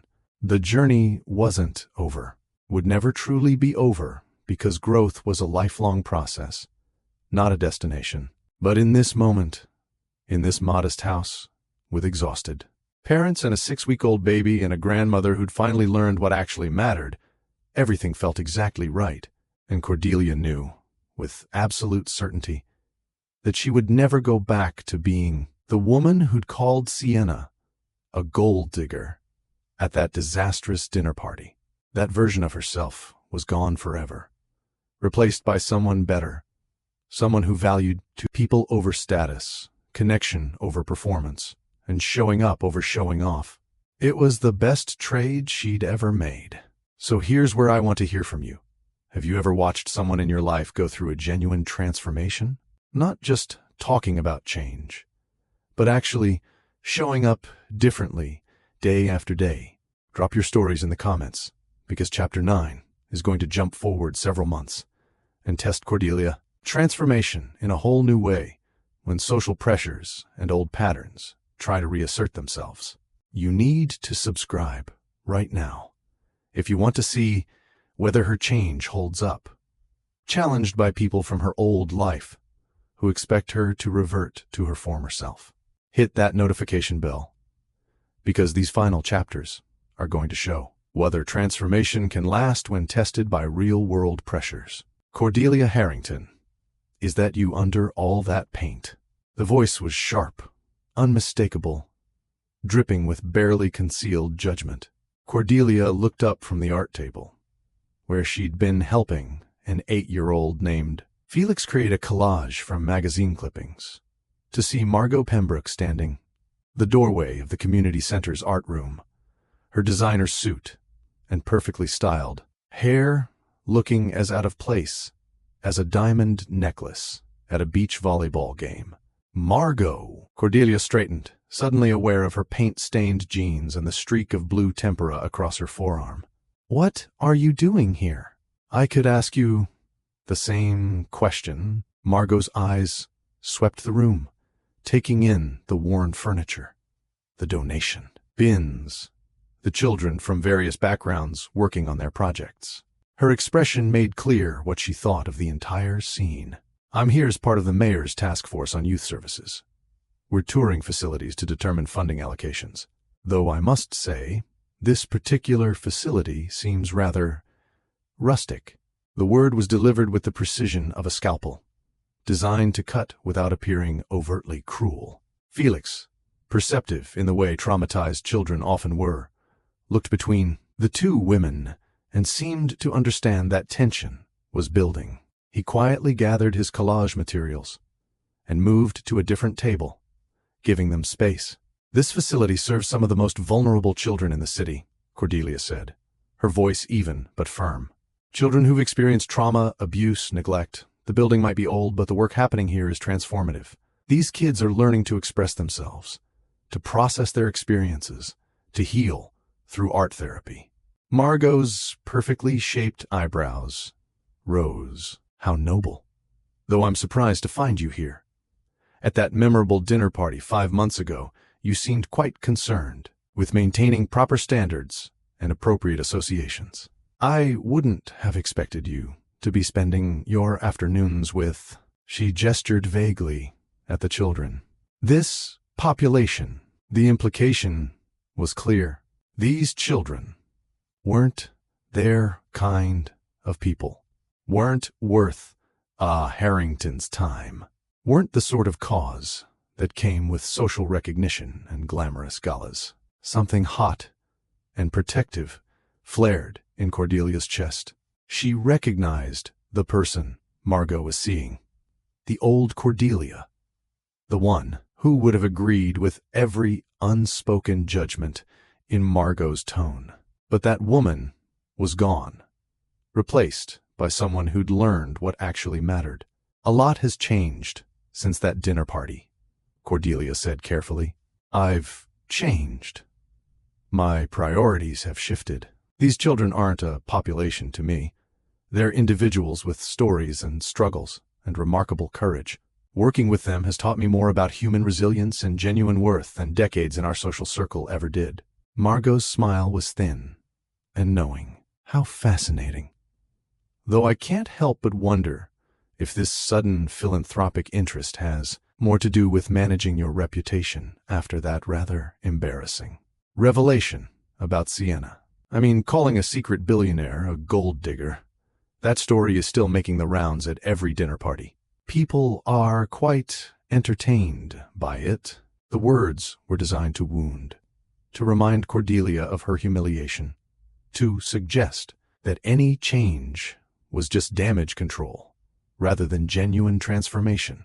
But instead of crumbling or retreating into defensiveness, Cordelia felt something unexpected. Pity. Pity for Margot, who was still trapped in the same shallow worldview. That had nearly destroyed Cordelia's relationship with her son and grandson, who still measured worth in social status and saw vulnerability as weakness rather than courage. "People can think whatever they want," Cordelia said. "I know why I'm here, and it has nothing to do with reputation management. I'm here because these children need consistent adults who show up and care about their well-being. I'm here because I finally understand that genuine connection and meaningful contribution matter more than social standing. And I'm here because, after years of living a hollow performance, I've found something real." Margot's expression flickered, just for a moment, with something that might have been envy, recognition, or perhaps confusion at encountering a version of Cordelia she didn't recognize. "Well," Margot said, after a pause, "how transformed of you. I suppose we'll see if it lasts." Before Cordelia could respond, Regina appeared with several other members of the mayor's task force in tow. She was midway through explaining the center's programs when she noticed Cordelia and stopped. "Mrs. Harrington, would you mind sharing your perspective on our work? You've been volunteering here for 5 months now. You can speak to the impact better than I can." It was a test of sorts, Cordelia realized. A chance to either retreat into her old identity or fully embrace her transformation in front of people from her former social circle who expected her to revert to type. She glanced at Felix, now working quietly at his new table, and at Trinity, who just entered the room with her familiar, cautious expression, and at Marcus, who was enthusiastically explaining his latest creation to anyone who'd listen. Children who'd taught her what courage actually looked like, who'd accepted her without caring about her last name or social status, who'd shown her that transformation was possible through their own healing journeys. "I'd be happy to," Cordelia said, standing up straighter despite the paint on her clothes. "I started volunteering here after realizing I'd spent most of my life valuing all the wrong things: status over substance, performance over presence, superficial markers of success over genuine human connection. These children, and this center's incredible staff, taught me what actually matters." She could see Margot's subtle eye roll, but she continued anyway. "Trinity, that girl who just walked in, barely spoke when I first met her. She'd witnessed domestic violence and couldn't trust adults. But through consistent art therapy sessions with trained staff like Sienna, through having safe space express her experiences, she's slowly rebuilding her ability to connect. Last week, she told me about a dream she had of becoming a teacher. That's not just progress, that's transformation. That's a child reclaiming her future from trauma." The task force members were listening intently now, several taking notes. Marcus, the boy mixing paint over there, came here completely shut down emotionally. Now he creates art so full of joy and energy that you can feel his healing in every brushstroke. Felix, who I was just working with, is learning that his experiences don't define his worth, that he deserves love and support despite everything he's been through. Cordelia's voice strengthened, filled with genuine passion. "This center isn't glamorous. The building needs work. The supplies are mostly donated. But the impact, the actual, measurable impact on children's lives, is extraordinary. Every dollar invested here goes directly toward healing and hope. Not administrative overhead or fancy facilities, but actual therapy sessions, trained staff, materials that give children tools to process their trauma. This is what meaningful philanthropy looks like. Not galas and plaques and tax write-offs, but showing up consistently and funding work that genuinely transforms lives." The silence that followed was different from the one after Margot's pointed comments. This was thoughtful, considering. "How often do you volunteer?" one of the task force members asked. "Every Thursday afternoon for the past 5 months," Cordelia answered. "And I'll continue doing so indefinitely. Not because it makes me look good or enhances my reputation, but because I've made a commitment to these children. They've had enough adults disappoint them. I refuse to be Another one. Regina was smiling broadly. Margot looked uncomfortable. The other task force members were nodding and whispering among themselves. After they moved on to tour other parts of the facility, Margot lingered behind. She waited until they were alone before speaking, her voice quieter and less sharp than before. Did you mean all that? About valuing the wrong things? About transformation? Cordelia studied her former friend's face and saw genuine curiosity mixed with uncertainty. Every word. Margot, I was miserable in our old social circle, constantly performing, constantly judging, constantly measuring worth in bank accounts and pedigrees. It was exhausting and hollow, and nearly cost me my relationship with my son and grandson. Letting go of all that, learning to value people for who they are rather than what they represent, has been the best decision I've ever made. But don't you miss it? The parties, the status, the respect. I don't miss performing for people who don't actually know or care about me. I don't miss the constant competition and comparison. And I've learned that genuine respect, the kind earned through consistent character and meaningful contribution, worth infinitely more than the shallow deference people show to money and status. Margot looked around the art room again, and this time her expression was less judgmental, more contemplative. I heard that Sienna has billions, that she could have bought all of us 10 times over, but chose to live modestly and work with these children instead. She did. She does. Because she understands something it took me 62 years to learn, that how you use your resources matters infinitely more than how much you have. That genuine satisfaction comes from meaningful contribution, not conspicuous consumption. Are you happy? Margot asked suddenly. Truly happy, not just performing happiness for an audience.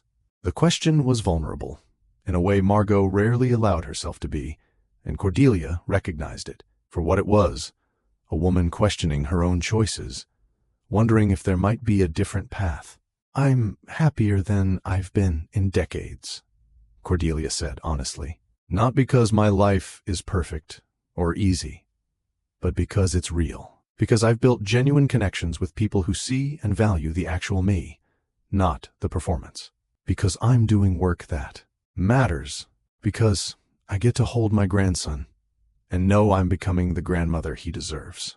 Yes, Margot, I'm genuinely happy. Margot nodded slowly, processing this. I should go catch up with the task force. But Cordelia, thank you for being honest with me. It's given me some things to think about. She left, and Cordelia returned to her station where Felix had crept back, his collage materials in hand. Is that lady going to cause problems? Felix asked quietly. No, sweetheart. She was just surprised to see me here. But everything's fine. You were brave? Felix observed, standing up to her, telling the truth even though she was being mean. Cordelia smiled and ruffled his hair gently. You know what, Felix? You're right. And I learned about being brave from kids like you. You've taught me more about courage than anyone else ever did. Felix beamed, and they returned to working on his collage together. That evening, Cordelia received a text from Margot. I recommended increased funding for the community center in my task force report. You were right. The work there matters more than the appearance of the building. Maybe I need to reevaluate some of my own priorities too. Cordelia stared at the message, surprised and touched. She'd expected Margot to remain trapped in their old worldview. But, apparently, seeing genuine transformation could plant seeds of change in others too. She shared the text with Sienna during their weekly coffee meeting the next day. That's significant, Sienna said, bouncing 6-month-old Mateo on her knee. Margot Pembroke is influential. If she recommends funding, the center will likely get it. More importantly, Cordelia said, she's questioning whether she's living the life she actually wants, or just the life she thinks she's supposed to want. That's how transformation begins. With questioning assumptions you've never examined before. Matteo reached for his grandmother, and Cordelia took him gladly, marveling at how much he'd grown in 6 months.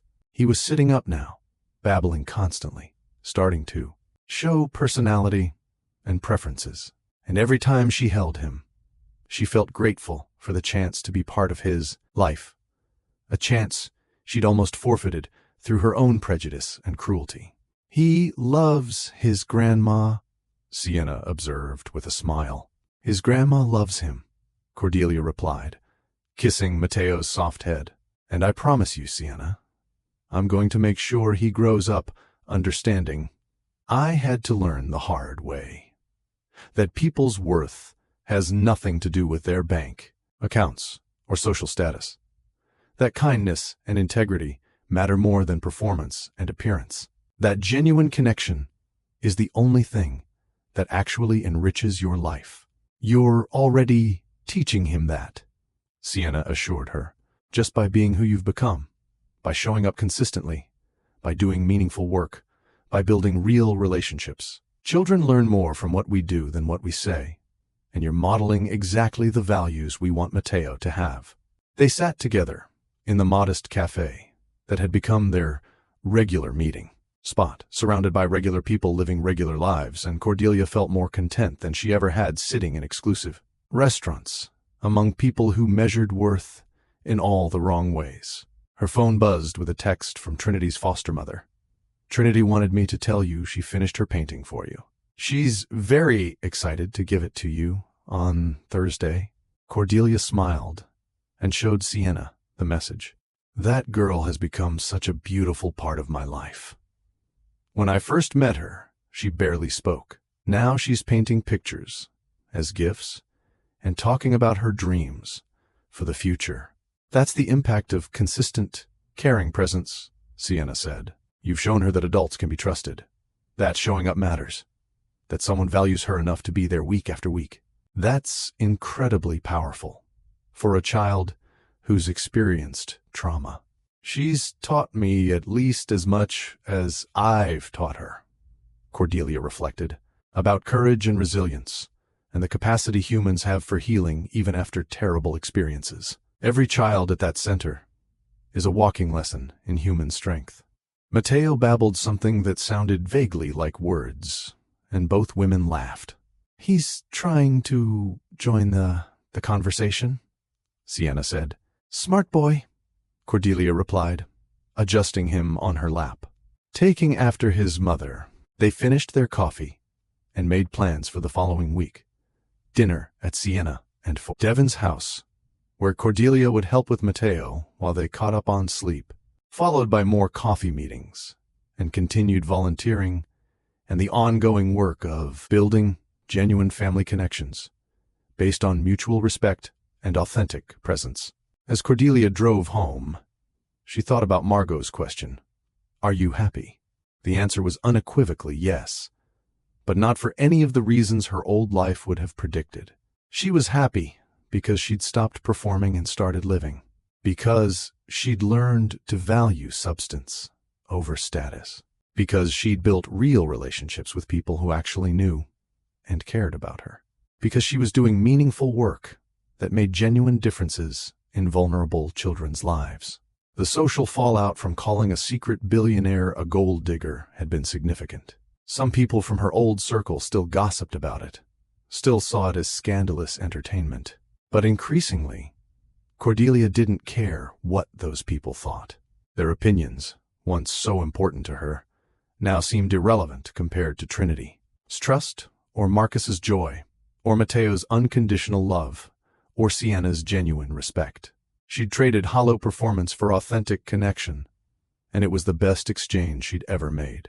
The woman who'd stood in that grand foyer sneering at Sienna's modest car and simple dress was gone forever. In her place was someone better, someone who understood that the real gold in life had nothing to do with bank accounts and everything to do with showing up for people who mattered. And as she pulled into her driveway, already looking forward to Thursday's volunteer session and Trinity's painting and another, Week of genuine, meaningful living, Cordelia Harrington felt richer than she ever had when all she valued was money and status. Because she'd finally learned what her daughter-in-law had known all along. That true wealth was measured in connections made, lives touched, love given and received. And by that measure, she was becoming extraordinarily wealthy indeed. What about you? Have you ever had someone from your past challenge your growth? Someone who expected you to stay the same and couldn't understand your transformation? How did you handle it?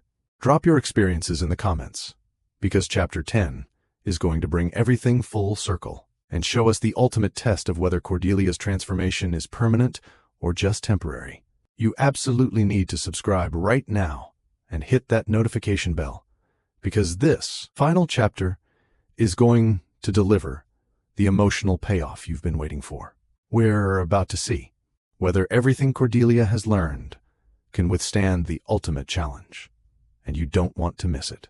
Matteo's first birthday party was happening in exactly the way Sienna wanted it. Modest, meaningful, focused on family rather than spectacle. The backyard of Devon and Sienna's home was decorated with simple, colorful streamers and balloons. A small smash cake waited on the picnic table, and the guest list included close friends and family, rather than a social circle being impressed. Cordelia stood at the kitchen window, watching children from the community center arrive with their foster families. Invited, because Sienna believed celebration should include the people who mattered, rather than the people who provided social currency. Trinity was there with her foster mother, now adopted mother, the permanency papers having been finalized 2 months ago. Marcus bounced around the yard with characteristic energy. Felix sat quietly on a blanket, more comfortable now, but still cautious in new situations. "It's perfect," Cordelia said to Sienna, who was trying to finish setting, while simultaneously preventing Matteo from eating decorations. "It's chaotic," Sienna corrected with a laugh. "But yes, it's perfect. Thank you for helping set up. I know this isn't the kind of party you're used to throwing. It's exactly the kind of party I should have been throwing all along," Cordelia said. "Real people, genuine connections, celebrating what actually matters, not performing for social status or impressing people who don't genuinely care about us." The doorbell rang, and Cordelia went to answer it, expecting more community center families. Instead, she found herself face-to-face with several members of her old social circle, Margot Pembroke, Ashworths, even the Castellanos, who'd witnessed her catastrophic dinner party disaster nearly a year ago. "Margot?" Cordelia was genuinely surprised. "I didn't realize you were coming." "Sienna invited us," Margot said, looking slightly uncomfortable. "She reached out a few weeks ago. Said she wanted to extend an olive branch to your friends. That Matteo's first birthday felt like an appropriate occasion for new beginnings." Cordelia felt tears prick her eyes. Even after everything, Sienna continued to extend grace, to believe in the possibility of connection across differences, to give people chances they might not deserve, but needed anyway. "Come in," Cordelia said, stepping aside. "Fair warning, this isn't the kind of party you're probably expecting. It's casual, backyard, kids everywhere. No catering staff or champagne fountains." "We figured," Mrs. Ashworth said with a small smile. "Margot's been telling us about the community center, about your work there. We were curious to see this transformation everyone keeps talking about." They moved into the backyard, where the party was in full swing. Matteo, dressed in an adorable outfit that had cost probably $20 from a regular store, rather than hundreds from a designer boutique, was sitting on a blanket surrounded by age-appropriate toys and looking absolutely delighted with everything. The contrast between this party and the elaborate social events these guests usually attended couldn't have been more stark. But as Cordelia watched them take in the scene, children from various backgrounds playing together, simple decorations, mismatched chairs from borrowed neighbors, food from regular grocery stores, rather than exclusive caterers, She saw something shift in their expressions. Trinity approached Cordelia shyly, holding a wrapped package. "I made something for Mateo," she said quietly. "For his birthday." "That's so thoughtful," Cordelia said, kneeling down to Trinity's level. "Would you like to give it to him?" Trinity nodded and moved toward the baby, with Cordelia following. Mateo, upon seeing his grandmother, immediately reached for her with both hands, making his happy shrieking sound that meant, "Pick me up now." Cordelia scooped him up, kissing his cheek, marveling as always at how much love could be contained in such a small human. Trinity handed over her gift, and with Cordelia's help, they opened it to reveal a painting, abstract but joyful, full of bright colors and energetic brushstrokes. "It's beautiful," Cordelia said genuinely. "Mateo, look what Trinity made for you. We'll hang this in your room where you can see it every day." Trinity beamed, her confidence growing in a way that would have been unimaginable a year ago, when she'd barely made eye contact with anyone. "That's one of your community center kids." Margot had approached quietly, watching the interaction. "That's Trinity," Cordelia confirmed, still holding Mateo. "She's incredibly talented, brave too. She's been through more than most adults experience, but she's healing beautifully. She seems comfortable with you. We've built trust over time. Consistency matters with kids who've experienced trauma. They need to know you'll show up when you say you will, that you see and value them regardless of their circumstances." Margot was quiet for a moment, watching Trinity return to playing with other children. "I went to the community center last month," she said suddenly, "after the task force visit. I've started volunteering there on Tuesday afternoons." Cordelia's eyebrows shot up. "Seriously?" "Seriously. You were right. There's something meaningful about that work, about showing up for children who need consistent adults, about doing something that actually matters, rather than just performing philanthropy for social recognition. I'm not as far along in my transformation as you are, but I'm trying." "That's all any of us can do," Cordelia said. "Try. Choose to be better today than we were yesterday. Show up even when it's uncomfortable. Value substance over status." Sienna appeared beside them, slightly harried, but smiling. "Margot, thank you for coming. I'm so glad you could make it." "Thank you for inviting us," Margot said, "for giving us the chance to be part of this, despite how we behaved at that dinner party. We weren't kind to you, and you would have been justified in excluding us. Everyone deserves second chances," Sienna said simply. "Cordelia taught me that. Or rather, she learned it herself and modeled it for the rest of us." The party continued around them.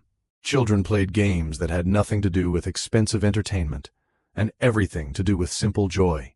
Adults from vastly different backgrounds chatted and laughed and found common ground in caring about the same small human who was currently trying to eat his own shoe. When it came time for the cake smash, everyone gathered around to watch Mateo experience his first birthday cake. Cordelia stood beside Sienna and Devon, one arm around each of them, feeling more part of a real family than she'd ever felt performing for social circles that never actually knew or cared about her authentic self. Mateo's tiny hands plunged into the cake with absolute delight, frosting immediately covering his face, arms, and somehow his hair. He looked up at his audience with such pure joy that everyone laughed, phones coming out, to capture the moment, not for social media performance, but for genuine memory keeping.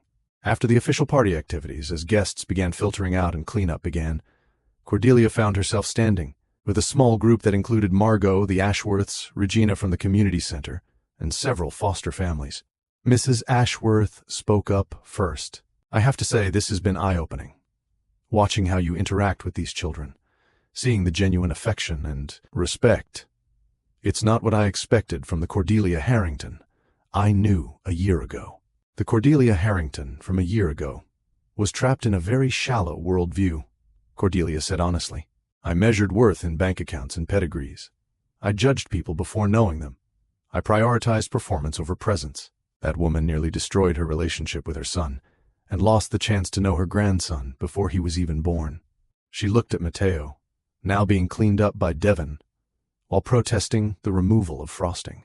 But I was given a second chance I didn't deserve. Sienna, despite having every reason to shut me out completely, gave me the opportunity to prove I could change. And through that process, through volunteering with traumatized children, through learning to show up consistently, through building genuine connections based on who people are rather than what they have, I discovered what actually matters in life. Which is? Mr. Castellano asked. Connection. Genuine human connection built on mutual respect and authentic presence. The ability to make meaningful differences in others' lives through consistent care and support. The satisfaction of doing work that transforms trauma into healing. The joy of being known and valued for your actual self rather than your performance. The peace that comes from aligning your actions with your values. She gestured around the backyard, now littered with party debris and children's toys. This right here, this messy, chaotic, absolutely perfect celebration of a child's first year, contains more genuine wealth than any of the elaborate social events I spent decades attending. Because everyone here actually cares about Mateo. Actually showed up because they wanted to celebrate him, not because it enhanced their social status or provided networking opportunities. Trinity approached again, this time bringing Marcus with her. Ms. Cordelia, Marcus wants to know if you're coming to the center on Thursday. I'll absolutely be there, Cordelia confirmed. I never miss Thursdays, even though it's Thanksgiving week, Marcus asked. Even then, I made a commitment to you kids, and I keep my commitments. Besides, I can't miss seeing whatever masterpiece you create next. Marcus grinned and ran off, Trinity following more sedately, but with visible contentment. They trust you, Regina observed. These children don't extend trust easily, especially to adults from privileged backgrounds. But they've learned you're consistent, that you show up when you say you will, that you value them, regardless of their circumstances. That's powerful. They've given me far more than I've given them, Cordelia said. They've taught me about courage and resilience and authentic humanity. They've shown me what transformation looks like. They've demonstrated that healing is possible, even after terrible experiences. I'm a better person because of what they've taught me. As the afternoon faded into evening and the last guests departed, Cordelia stayed to help with cleanup. She washed dishes alongside Sienna while Devon attempted to put an overexcited, frosting-covered Mateo down for a nap. Thank you for inviting my old friends, Cordelia said, for giving them the chance to see this world, to understand that there are different ways to measure worth and value.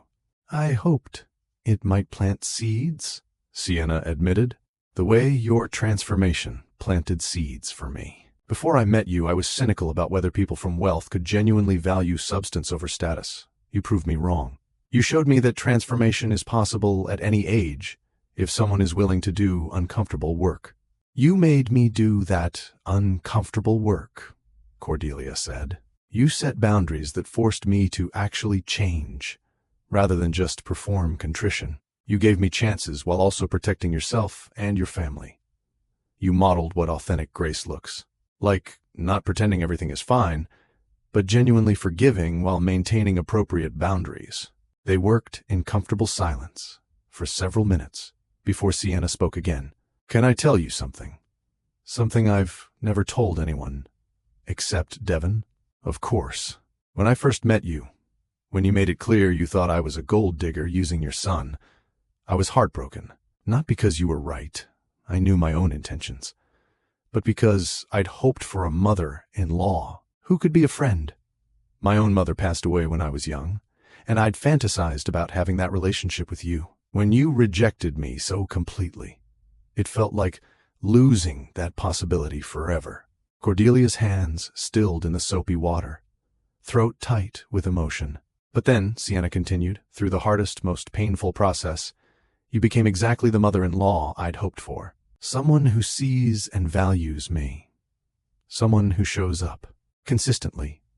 Someone who's teaching my son about kindness and integrity through example. You gave me that relationship I'd hoped for, just not in the way or timeline I'd expected. Tears were streaming down Cordelia's face now. I'm so sorry I made you wait. Sorry I was cruel when I should have been welcoming. Sorry I judged when I should have been getting to know you. I wasted 2 years being exactly the opposite of what you needed and deserved. But you changed, Sienna said firmly. That's what matters. You did the uncomfortable work. You faced ugly truths about yourself. You transformed through consistent choice and action. That's not something everyone is capable of, Cordelia. Most people stay trapped in their prejudices and assumptions their entire lives. You broke free. That takes extraordinary courage. They hugged, soapy hands and all. 2 women who'd started as adversaries and become family through the hard work of honesty, forgiveness, and genuine transformation. Devin appeared in the doorway. Mateo finally asleep in his arms. Everything okay in here? Everything's perfect, Sienna said, wiping tears. Just having a moment. Good moments or sad moments? Both, Cordelia said. The kind of moments that happen when people genuinely connect instead of just performing for each other. Devin smiled. That soft expression he got when watching his mother and wife together. I'm going to put him down. Mom, you staying for dinner? If you'll have me. Always. After Devin left, Cordelia finished the last of the dishes while Sienna started on simple dinner preparations. The domesticity of it, the comfortable teamwork, the lack of performance or pretense. It all felt like home in a way Cordelia's actual mansion never had. Later, after a simple dinner of leftovers and easy conversation, after Cordelia had held Mateo one more time before he went down for the night, after genuine hugs and promises to see each other soon, Cordelia drove home through darkening streets, thinking about the year that had passed. 12 months ago, she'd called Sienna a gold digger in front of dinner guests, absolutely certain she was protecting her son from a manipulative woman. Tonight, she'd celebrated that same woman's child, her grandson, surrounded by people from vastly different backgrounds, united by genuine care for a 1-year-old boy. The transformation wasn't just hers. The entire family dynamic had shifted from hostile to loving, from performative to authentic, from judgmental to accepting. And at the center of it all was Sienna, who'd had every reason to shut Cordelia out forever but had chosen grace instead. Cordelia pulled into her driveway and sat for a moment, looking at her large, beautiful, somewhat empty house. She could fill it with social events and status, seeking performances, could return to the life she'd lived before, measuring worth in bank accounts and pedigrees. But why would she?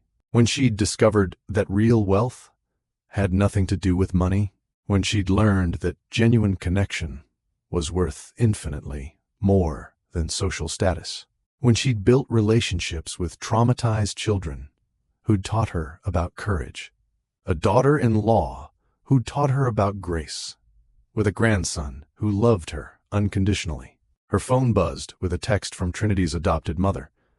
Trinity wanted me to tell you good night and that she's excited to show you her new painting on Thursday. Cordelia smiled and texted back. Tell her I'm excited to see it. Sleep well. Another text came through, this time from Margot. Thank you for the example you've set. Volunteering at the community center has become the most meaningful part of my week. You were right about everything. Then one from Devin. Thanks for staying tonight, Mom. For helping with the party. For being the grandmother Mateo deserves. We love you. And finally, from Sienna, thank you for changing. Thank you for doing the work. Thank you for becoming family. We're so grateful to have you in our lives. Cordelia sat in her car, reading and rereading these messages marveling at how her life had transformed.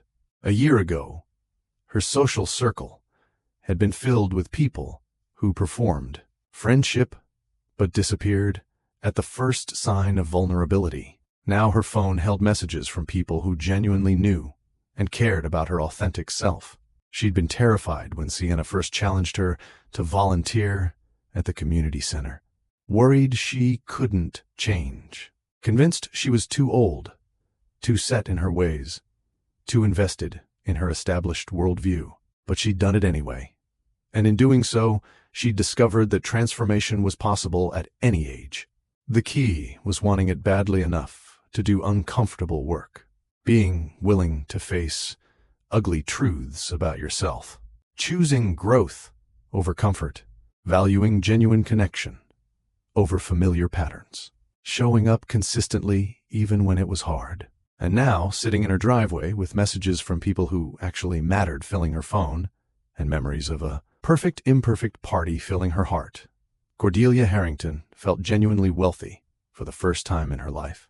Not because of her bank account, or her family name, or her social status, but because she'd learned what her daughter-in-law had known all along, that real treasure is found in how we treat people, in the connections we build, in the differences we make in others' lives, in the courage to change when we realize we've been wrong. She went inside her large house and looked at the formal rooms designed for impressing visitors who didn't actually care about her. Tomorrow, she'd start planning how to repurpose some of this space. Maybe a room where community center kids could come for extra tutoring. Maybe a space for foster family gatherings. Maybe something that transformed hollow performance space into somewhere that actually served meaningful purposes. Because she'd finally learned that how you use your resources matters infinitely more than how much you have. That houses and money and social status were just tools, their value determined by what you did with them. She'd spent 6 decades accumulating the wrong kind of wealth. But in the past year, she'd discovered the real thing. And she'd spent whatever time she had left investing in genuine connections, meaningful work, and the kind of transformation that started with admitting you were wrong and ended with becoming someone worthy of the love you'd been given. Outside her window, stars emerged in the darkening sky. Inside, Cordelia Harrington, former social climber, recovered snob, transformed grandmother, smiled at the photo Devin had texted of Mateo covered in birthday cake. This was wealth. This was treasure. This was what mattered. Everything else was just numbers on a page. Impressive, but ultimately empty, without the substance of real human relationships to give them meaning. And in learning that lesson, in choosing transformation over comfort, Cordelia had finally become rich in the only currency that truly counted. So here's my final question for you. What's the most important lesson you've learned about what really matters in life? When did you realize that the things you were chasing weren't as valuable as the things you were overlooking? Drop your stories in the comments, because these conversations matter. They remind us all that we're capable of change, that transformation is possible, that it's never too late to become better versions of ourselves. If this story touched you, if it made you think about your own priorities, then prejudices, then share it with someone who needs to hear it. Hit that subscribe button if you haven't already, because we've got more stories about real people facing extraordinary situations and learning what actually matters. I'm Mr. Jeff from American Lore Chronicles TV, reminding you that the greatest wealth is found in how we treat each other, the connections we build, and the courage to admit when we're wrong and choose to be better. Until next time, remember, never judge a book by its cover, and never underestimate someone's capacity for transformation when given the chance. Peace.